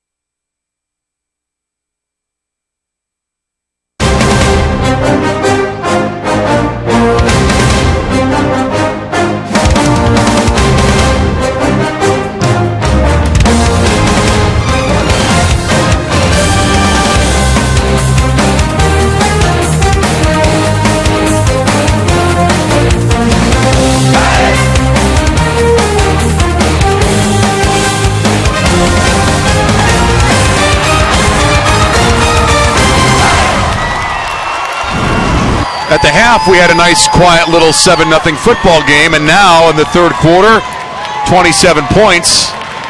Problem for Clinton is 21 of them came from the Yellow Jackets, and there's the turnaround. And again, it's all on Jake Smith. His legs, his arm, and his smarts. Well, it's been a tale of two halves. Clinton came out, asserted themselves early, got their running game going. Ithaca went in and made the adjustments and got their offense going. So we'll see if Clinton can do something here. Caden Kelly, he'll throw on first down and incomplete. This is where it gets dicey with Matt Sexton, the intended receiver. A lot of teams that get here, Derek, they get here doing one thing really well. For Clinton, that's running the football. When you get taken out of that element, and now you got to diversify yourself, you're out of your comfort zone, and things can get kind of problematic. But a lot of times when you get to this level, I mean, to the state championship type of scene, you put in some wrinkles. And we haven't seen those wrinkles from Clinton yet. There's something that they should be able to do off their run game that creates a mismatch or a big play. Already looking at third down and 6. Pressure coming. And he'll unload, incomplete, but there was really no good option for Caden Kelly there. Pressure coming from Loomis. Yeah, and you can see they're uncomfortable doing that. I mean, offensive line's been run blocking all game, and now they got to come back and step back and pass pro, and Loomis just coming up the middle untouched. And offensive line's just not used to doing that, and that's what can happen. And he lost his helmet to boot, and boy, a 3 and out for Clinton. Amazing, the Redskins had a 56-yard run in the third quarter to put them up 13-0, and that was the bell. Here's Smith running and not returning well. He had an open field lane going to the other sideline. He didn't take it, and that's why it ends up in a 2-yard return.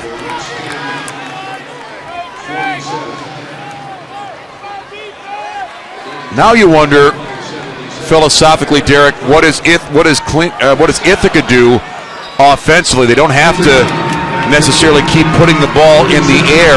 Well, I think you still have to continue that rhythm, and those are the things that got them to where they are. You can't stop and, get complacent, because all of a sudden Clinton can make some plays. So you got to stay aggressive here. First down run. This is Smith in the middle. Boy, he got a good stick. Blake Rogers ends that play after a very short gain of maybe 2 yards. Yeah, Blake Rogers is one of their leaders on defense with over 80 tackles during the season. Unblocked, but coming up and making the play. David Chantello's happy to help on that play as well. He wrapped up Smith around the ankles, and that set up Rogers for the easy hit. 2nd and 8. Bad snap again. This ball is loose, covered up on the turf by Smith. Well, this time it didn't whistle past his ear, but 2 wildly bad snaps by Curtis Ackles, the center. Yeah, he put that one off to the side a little bit. Just good effort by Jake Smith trying to get it, but this time he's going to fall on and not run around like he did the last time. That's a loss of 13 yards. And right now, Clinton cannot afford to look a gift horse in the mouth. They'll take that play. And now it brings up 3rd down and 21. The ball is back in Yellow Jackets territory. They've taken advantage of good field position in this second half. Smith on the rollout, deep throw, and caught for a first down. Grant Jimmy caught it.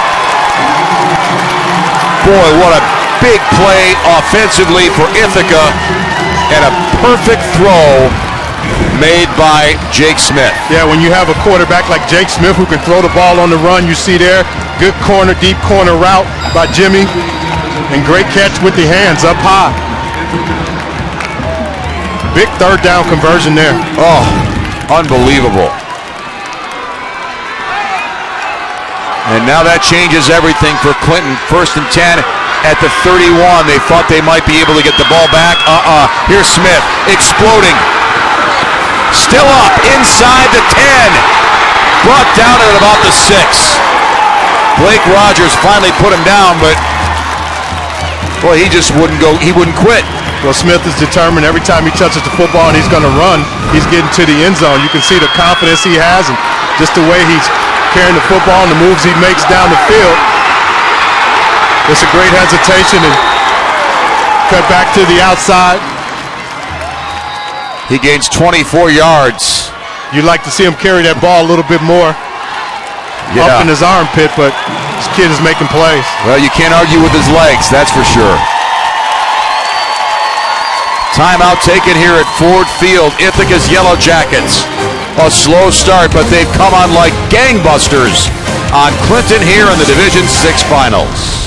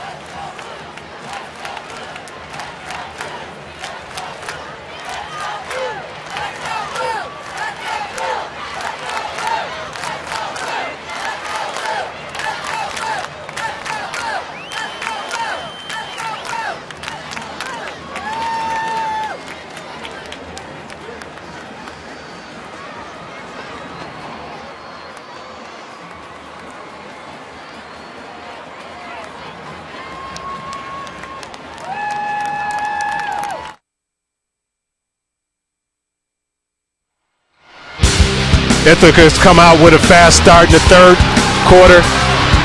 Jake Smith obviously running here for a touchdown, but he's also been able to throw the ball, and great pass there to Spencer Moe. And then all him on this play, just able to elude the rush and tiptoe down the sideline. Jake Smith has been the difference in this quarter. Talk about saving the best for last. Again, this was an Ithaca offense that came up empty in the first half, trailing in the locker room 7-0. Now, they just flipped the switch and they are all business. First and goal at the 7. Smith will keep, turn it back, brought down at about the 6.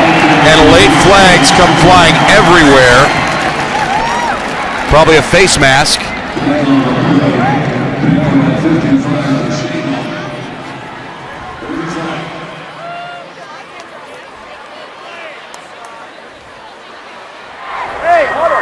Personal foul, face mask against the defense. After this is the goal, remains first down. Jake Smith's been doing a good job of eluding guys all day. You got to try to get your hands on them somehow. Yeah. Well, that was easy.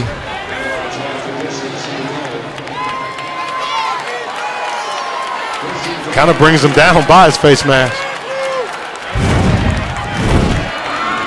So they're inside the 5 at the 3-yard line.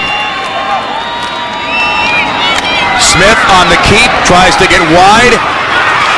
Brought down. That's good defense right there by Ken DeShano. They need a stop. This is about to turn into a 2-score game, and that is major trouble for Clinton. Yeah, Jake Smith just trying to fake handoff to Loomis and do it all by himself, take it over to the right-hand side, but good job by DeShano of holding on as long as he could and getting some help. But good pursuit by DeShano. Surprised the jersey survived that. It's a lot of pulling on that. Number 7. Second down and goal. And the push in the middle. He's to the 1. Josh Brown on the stop.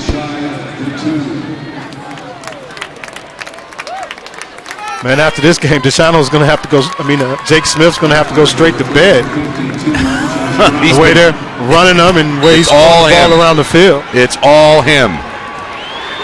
He is option number 1, 2, and 3. And there is no 4. If there was a 4th, he'd be the 4th option too. 3rd down and goal from the 1.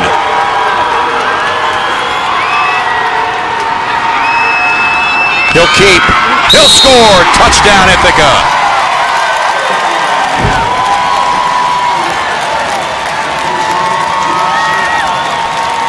Not a big surprise there what they were going to do. Just offensive line coming off the ball. Jake Smith up the middle. That's been what they've done for the 3rd quarter and now in the 4th quarter. And Clinton hasn't been able to stop them. You know, it's been a great second half of football. If they could just take back those 2 snaps, the only blemishes on what Ithaca has done offensively, a false start. False start on the offense. 5 yards. Try from point. And now the challenge will be on Clinton. You know, it wasn't too long ago they had a 56-yard run to go up 13-0. So you can't really count them out yet. But how this game could have turned as quickly as it did is hard to fathom. Extra point, no good. Well, we know the only big play from Clinton is going to come from their run game, so that offensive line has to do what they were doing the first half and open those holes and try to get Matthew Sexton to the edge.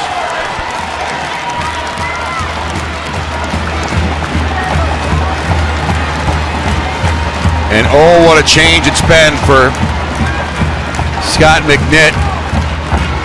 31 years, and what a tradition he's built in Clinton, but still hasn't gotten that state championship that was within his grasp 2 years ago. Ithaca took it away from them. Here's Noah Poore. And Noah Poore's played a solid game here on defense and secondary, knocking the ball away, and then on the inside run, going north and south. He was the workhorse in the first half, and somehow they got away from him, but Poore's done a good job, and here down the seam on the reception coming out of the backfield. So good game for Noah Poore, but you just wonder in the second half where he's been. That's our Menards big money moment.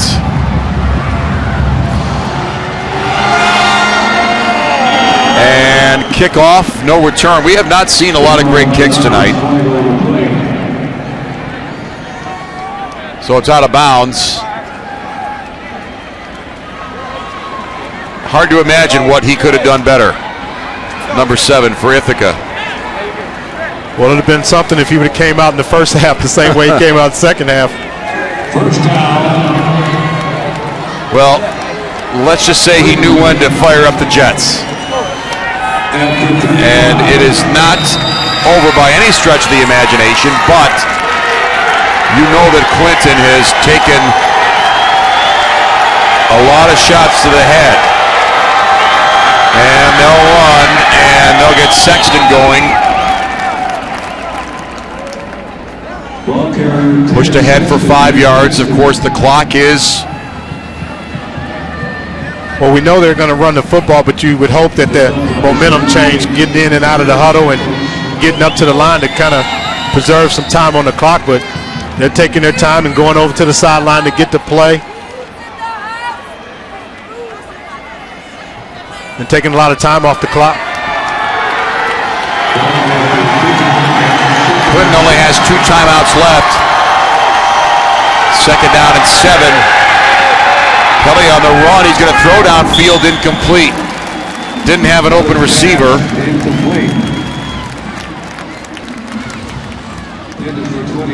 Boy, this is not the time when you want your quarterback learning how to develop in the passing game.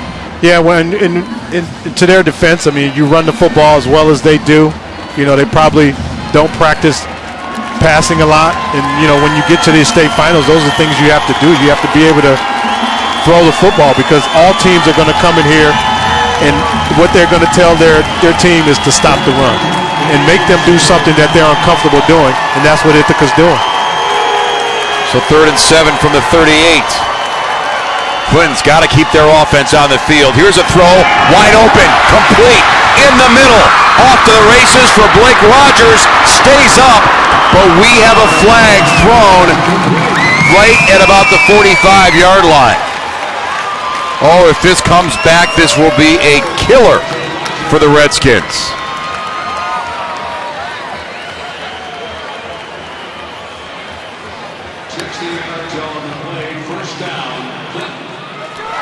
Gain of 49 yards. They're going to pick up that flag. And oh, does that make Scott McNitt happy.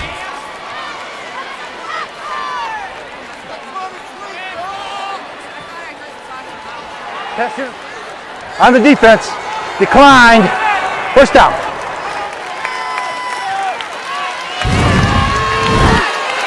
And you see here when they do get an opportunity, Caden Kelly's able to put the ball where it needs to be. Great catch by Blake Rogers coming over the middle and just being able to make something happen after he catches the ball.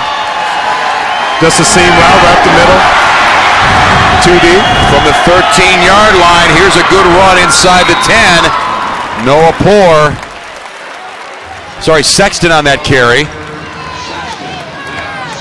But you still think that you'd see a little more sense of urgency. Obviously, the clock being their enemy. We know they're down by 2 scores and down at the 6-yard line. But you want to get a little bit more momentum and score a little quicker and have your defense try to make a stop. Clinton's special teams hasn't been so good with PATs and field goals. But obviously, get the 6 and then worry about the rest of it. Here's a handoff, and not much room for Sexton.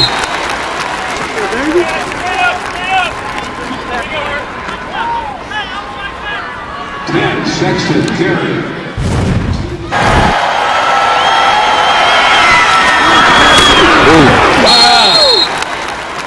Yeah, that's football. Yeah. Not for the faint of heart. No. 4 Yellow Jackets swarming to make the stop there. They're at the 5-yard line. Clinton trying to rally. This has been a 27-0 run by Ithaca's Yellow Jackets. Clinton in the red zone, though. Can they make that final push and make it a 1-score game? Handoff, Poore, maybe 2 yards.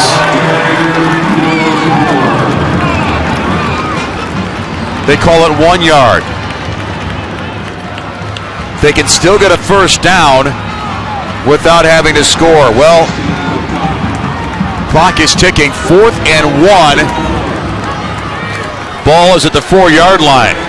Yeah, this is an interesting play call. Do you just run it to try to get the 1 yard? Ithaca's defense is stiffened up here down at the goal line, or do you try a run pass and maybe catch the running back in the flat and try to score a touchdown? Well, they've got Caden Kelly on the field. Sometimes they'll go Wildcat with Noah Poore. Huge play right now. 4th and 1, handoff, end zone, touchdown, Noah Poore.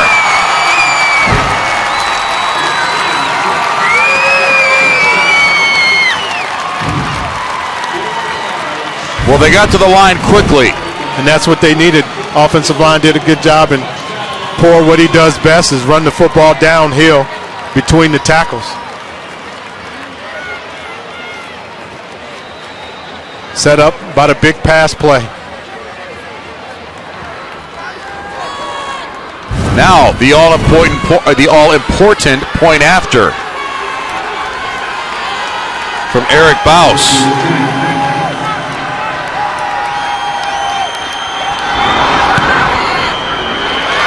And that kick is good. And a timeout here at Ford Field. Don't go away. Our second half has been lights out exciting. A 7-point lead for Ithaca over Clinton here at Ford Field.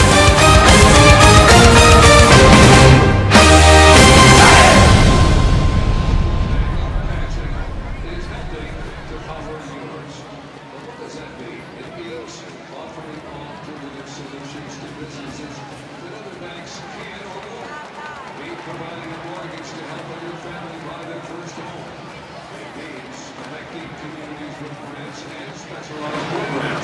Simply put, they may do what they can to help their clients and communities grow and prosper.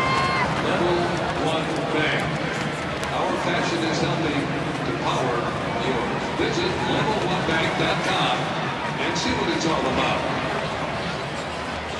Remind you, remain in your seats at the conclusion of this championship game. We will be awarding trophies to the teams. We invite you to remain in your seats so the award ceremony may start as soon as possible. The Redskins of Clinton can breathe a little easier. They're back in this game, a one-score game. Now, Derek Walker, the question is, if you're the Redskins, are you thinking onside kick right now? Well, I think you look at the clock and conventionally, no, you don't do it, but you haven't stopped Ithaca this third and fourth quarter, and you haven't kicked the ball deep and kicked well, so why not try it? I mean, I think it would be a great surprise, but looks like Ithaca's also anticipated it, so they have a bunch of guys up covering the line of scrimmage. And I have to imagine that as much as they probably don't work on their passing game very often, onside kicks probably don't take up much time in practice either. And that's not a knock. That's just, common sense. These are not the kind of games that Clinton and Ithaca are used to. Close games. They're used to inflicting their will on their opponent for the entire 4 quarters. There's the onside kick. Ball is loose. It was fairly well executed, and they're fighting for it in the pile. Ithaca says they've got it, and they do. All right, it was worth a shot. Well, yeah, we talked about it in the break, and we thought it was a chance to do it, and you're right, it was a... Yeah, the element of surprise. Here's Jonah Loomis. Maybe they do work on the onside kicks more than I thought. And you're right, it was very well executed. Just couldn't get on the football. So we'll see if the Redskins defense can rise up. 4:57, a lot of time. Jake Smith has been marvelous in this second half of football. He'll run, stay up, get outside. Look at that running by Jake Smith. Almost a first down. He might have got it. Matthew Sexton on the stop, but I don't know what I like more, his arm or his legs. Well, this kid has played an incredible second half, and now he's going and reversing field. Not one guy's going to bring him down, and he's able to make guys miss in space. I think we're reminded that he averages 103 yards a game, so this is not nothing new for Jake Smith. And our spotter, Joe Abramson, says it's his eyes that might be the best part of his game, seeing what's available downfield. Second down and 1.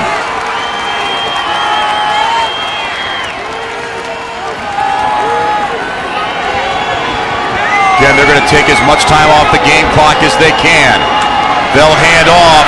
This is Loomis staying up into space, still pounding away. There's a flag thrown. Loomis just won't go down inside the 25. The flag is thrown at about the 43. Yeah, I think we're going to get a holding call.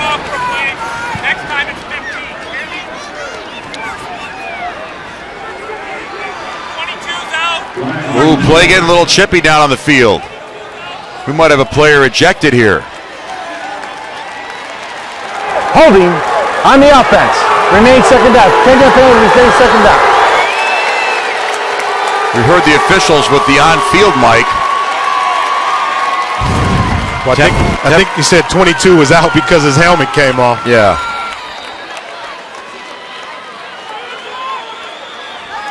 Yeah, Loomis lost it at the end of this play. So, of course, they have to come out. Well, how did he lose his... Oh, okay, there it comes. Well, the play sets him back, but they still got the ball in 3.5 minutes left.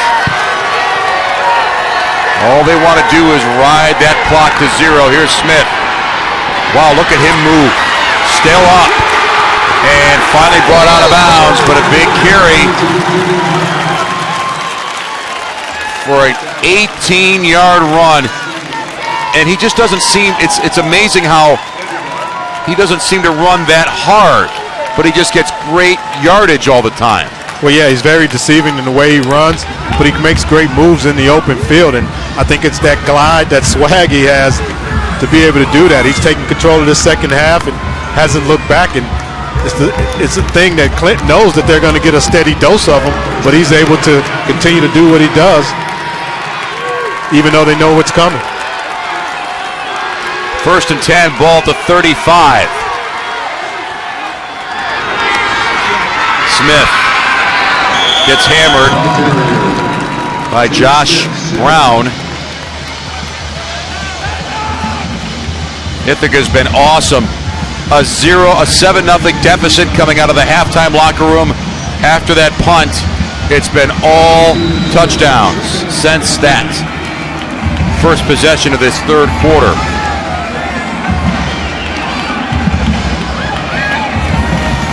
And now if you're Clinton, Derek, you got to start thinking about using those 2 timeouts. Well, yeah, you can't take them to the locker room with you. You want to give your team a chance to get the ball back. So, yeah, timeout should have been taken there. From the 34, 2nd and 9. Smith turns it back in. And now the timeout taken by Scott McNitt.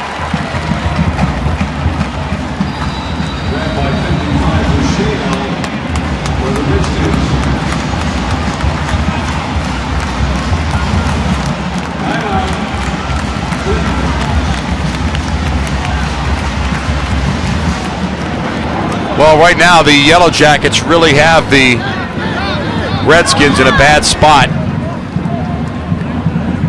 And as long as Jake Smith can handle the snap from center, which isn't always 100%, but let's take a look at our Ithaca school profile from the Tri-Valley West Conference. About 130-ish miles from Ford Field. And again, the resume they have is as good as anybody's. The 69-game winning streak that came to an end this Thanksgiving Friday of last year. Yeah, and it takes a lot of focus to get your team back. They're used to winning, and they lose one of the biggest games of the year. And just go into training camp and in the weight room and just continuing to pound that message that we're a winning team and we work hard, and this is a result. You get to come to the state finals every year.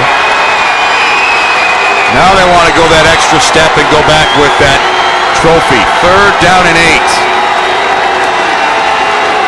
Huge play here. Smith is going to run. He wants the edge. He won't get it. Good play defensively. Steve Laurent makes the stop. Clinton had to have it. They'll burn their last time out. MHSAA.TV will have live streaming coverage of the post-game press conference from this game. Plus, you'll find highlights in an archive of all of this weekend's championship games. Get bonus coverage of the football finals at MHSAA.TV. Well, we've had kind of a potpourri of games here today at Ford Field. Our first game, Division 8. A 7-0 win. Our second game, a wild finish. Detroit Martin Luther King, the Hail Mary to win it. I don't think we'll get a Hail Mary to end this game, but we're going down to the wire here. And here's the recap. And we got one more to come. The night game will be on tape delay, airing at 11:30. On Fox Sports Detroit, but tablet, smartphone, computer, you can watch it on Fox Sports Go as we will stream it live for you. Flint Powers Catholic against Zeeland West.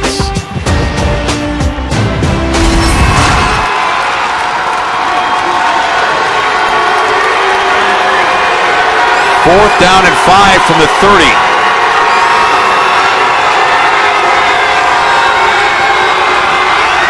Clinton bringing some pressure. Now they back off. Here it comes on Smith. He'll heave it downfield. Incomplete. Wanted Colton Campbell. The pressure came on Jake Smith. And now it's on to the Clinton Redskins offense. No timeouts. Yeah, Clinton came with the pressure, and Ken Deshano's been playing a good game today and just bringing the pressure there and making Jake Smith throw the football before he wanted. Well, here it is. Let's see what Scott McNitt's Clinton Redskins can do. Only a minute 47. They can't stop the clock unless they get the ball out of bounds. And they're going to throw a little screen pass in the middle. This is for Poor. Still rumbling to about the 45. The clock will stop to give the chains time to move. I'm surprised that Ithaca's putting as much pressure on the quarterback as they are. I'd sit in coverage and kind of dare them to throw the football and not try to rush them to throw it. That's only their 7th passing attempt today. You can see Poor was slow to get up. And they'll unload it there. Boy, there was some big pressure on Caden Kelly. And Poor is looking like he might be pretty seriously hurt. Now he's limping. He's hiding the limp. You can see Kelly on the mishandle. And then he gets wrapped up by Jonah Loomis.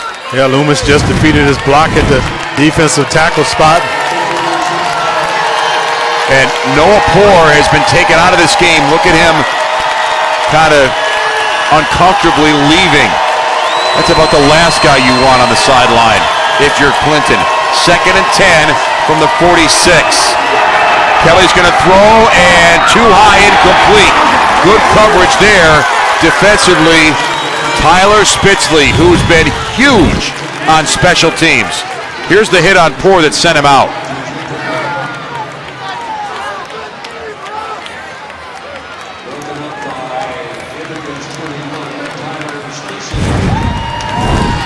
You know, Spitzley is not going to get a headline if Ithaca holds on to win this game, but he's done all the little things that have kept the Yellow Jackets in this game and given them a 7-point lead. Yeah, well, that's the game of football. I mean, 22 people contribute, and it's special teams, it's defense, and it's offense, and everybody has a part. Noah Poor is back in. 3rd and 10, low snap, Kelly under pressure, incomplete. Threw it behind his intended receiver, Blake Rogers. He had him open.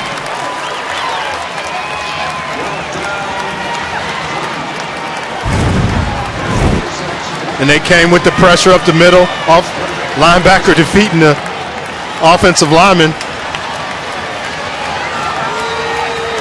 Jay Stenemov, who's been involved in so many defensive plays. Boy, that was a play right there for Clinton. And now here's your game, 4th and 10. I would assume that Ithaca's going to bring the house at the quarterback. And the Yellow Jackets are going to call a timeout and make sure they get their defense set right. Is that a good place for a timeout? Well, yeah, I think you got to be, this is probably the last play of the game. If they can stop them, then they can just kneel on and win. So you just want to make sure that everybody's in the proper position and they know their keys. You also want to tell the kids, hey, you know, if the quarterback throws the ball, don't rough them. I mean, there's some things that, you know, they want to discuss with the players because this is a big play. I mean, this is the play to end the game. So the Redskins have to get 10 yards. And that would put them at the Ithaca 44. And you know that Ithaca will probably bring pressure on Caden Kelly. And if that's the case, I don't know if you remember that play that Clinton ran over the middle where all the defensive defenders were coming. It was like a bubble screen over the middle, and that's something they can go to if they get that pressure again.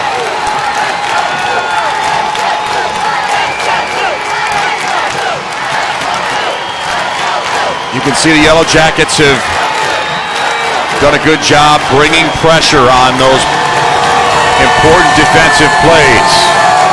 4th and 10. The Redskins don't get a first down, the game's all but over. Kelly will throw, he'll get hit, he'll go down.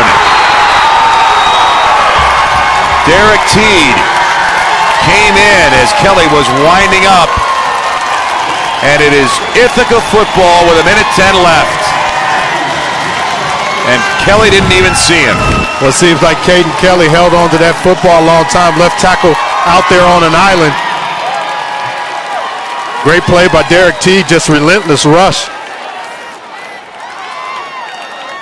You knew they were going to send 4 or 5 people out on the route, and that's a tall order for the offensive line to first hold up one-on-one and then also protect blitzers. Terry Hesbrook, you wonder what was going through his head when his defense gave up a 56-yard touchdown run early in the third quarter, and then his team was down 13-0. Well, I think he knew that his team could play better. And, you know, you go into halftime and you make the adjustments. I mean, they're a team that averages 42 points a game, and it's just a matter of getting guys in the right position and coming out with that effort. And you could see that effort that they came out with in the second half. I mean, that's just something they're used to doing.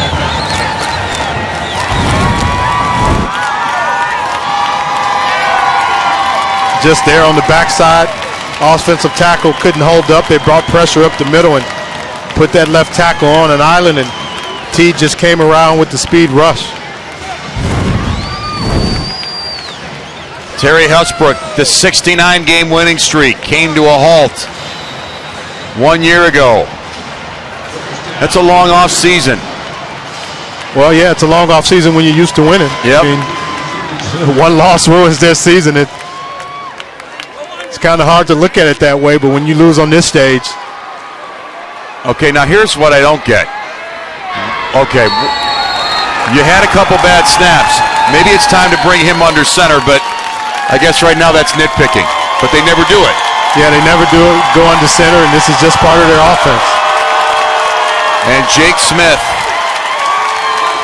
And the disappointment on Scott McNitt and the Clinton Redskins is obvious, but again, they went back up against a team that took their dream away 2 years ago, and Ithaca will reclaim the championship in Division 6. Victory formation and a celebration. They were denied last year here at Ford Field, but they're back on top in the winner's circle this year. Clinton's 13-0 lead would not hold up, and the Yellow Jackets are champions again at Ford Field.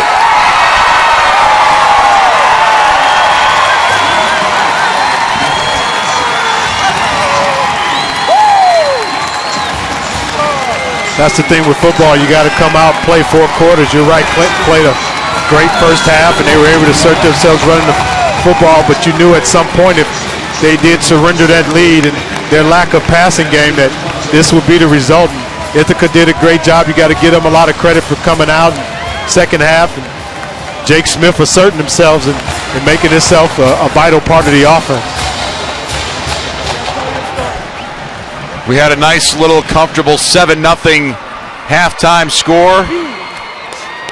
Clinton with the long touchdown run to kind of open things up, and then it was all Jake Smith to the play of the game, brought to you by Toyota. I could say that he probably accounted for most of the offense in the second half. He was able to throw the football at pinpoint precision, throwing the ball you see there on the run, converting on 3rd and long, and hitting the ball there in the end zone. And then the running game, he was spectacular. His vision was good. He was able to make people miss and also called his number many times. He took control of this football game, and you got to give it up to Jake Smith, definitely the player of the game, and had an outstanding performance today. He just said, in the air, on the ground, whatever, I'm doing it.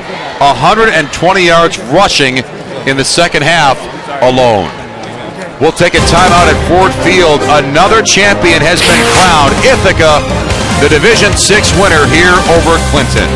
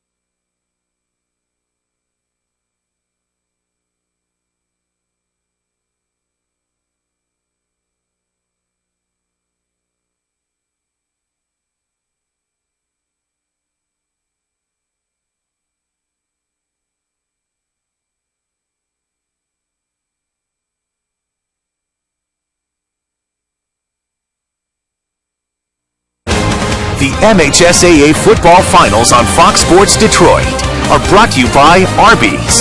Try the new A1 Special Reserve Steak Sandwich today.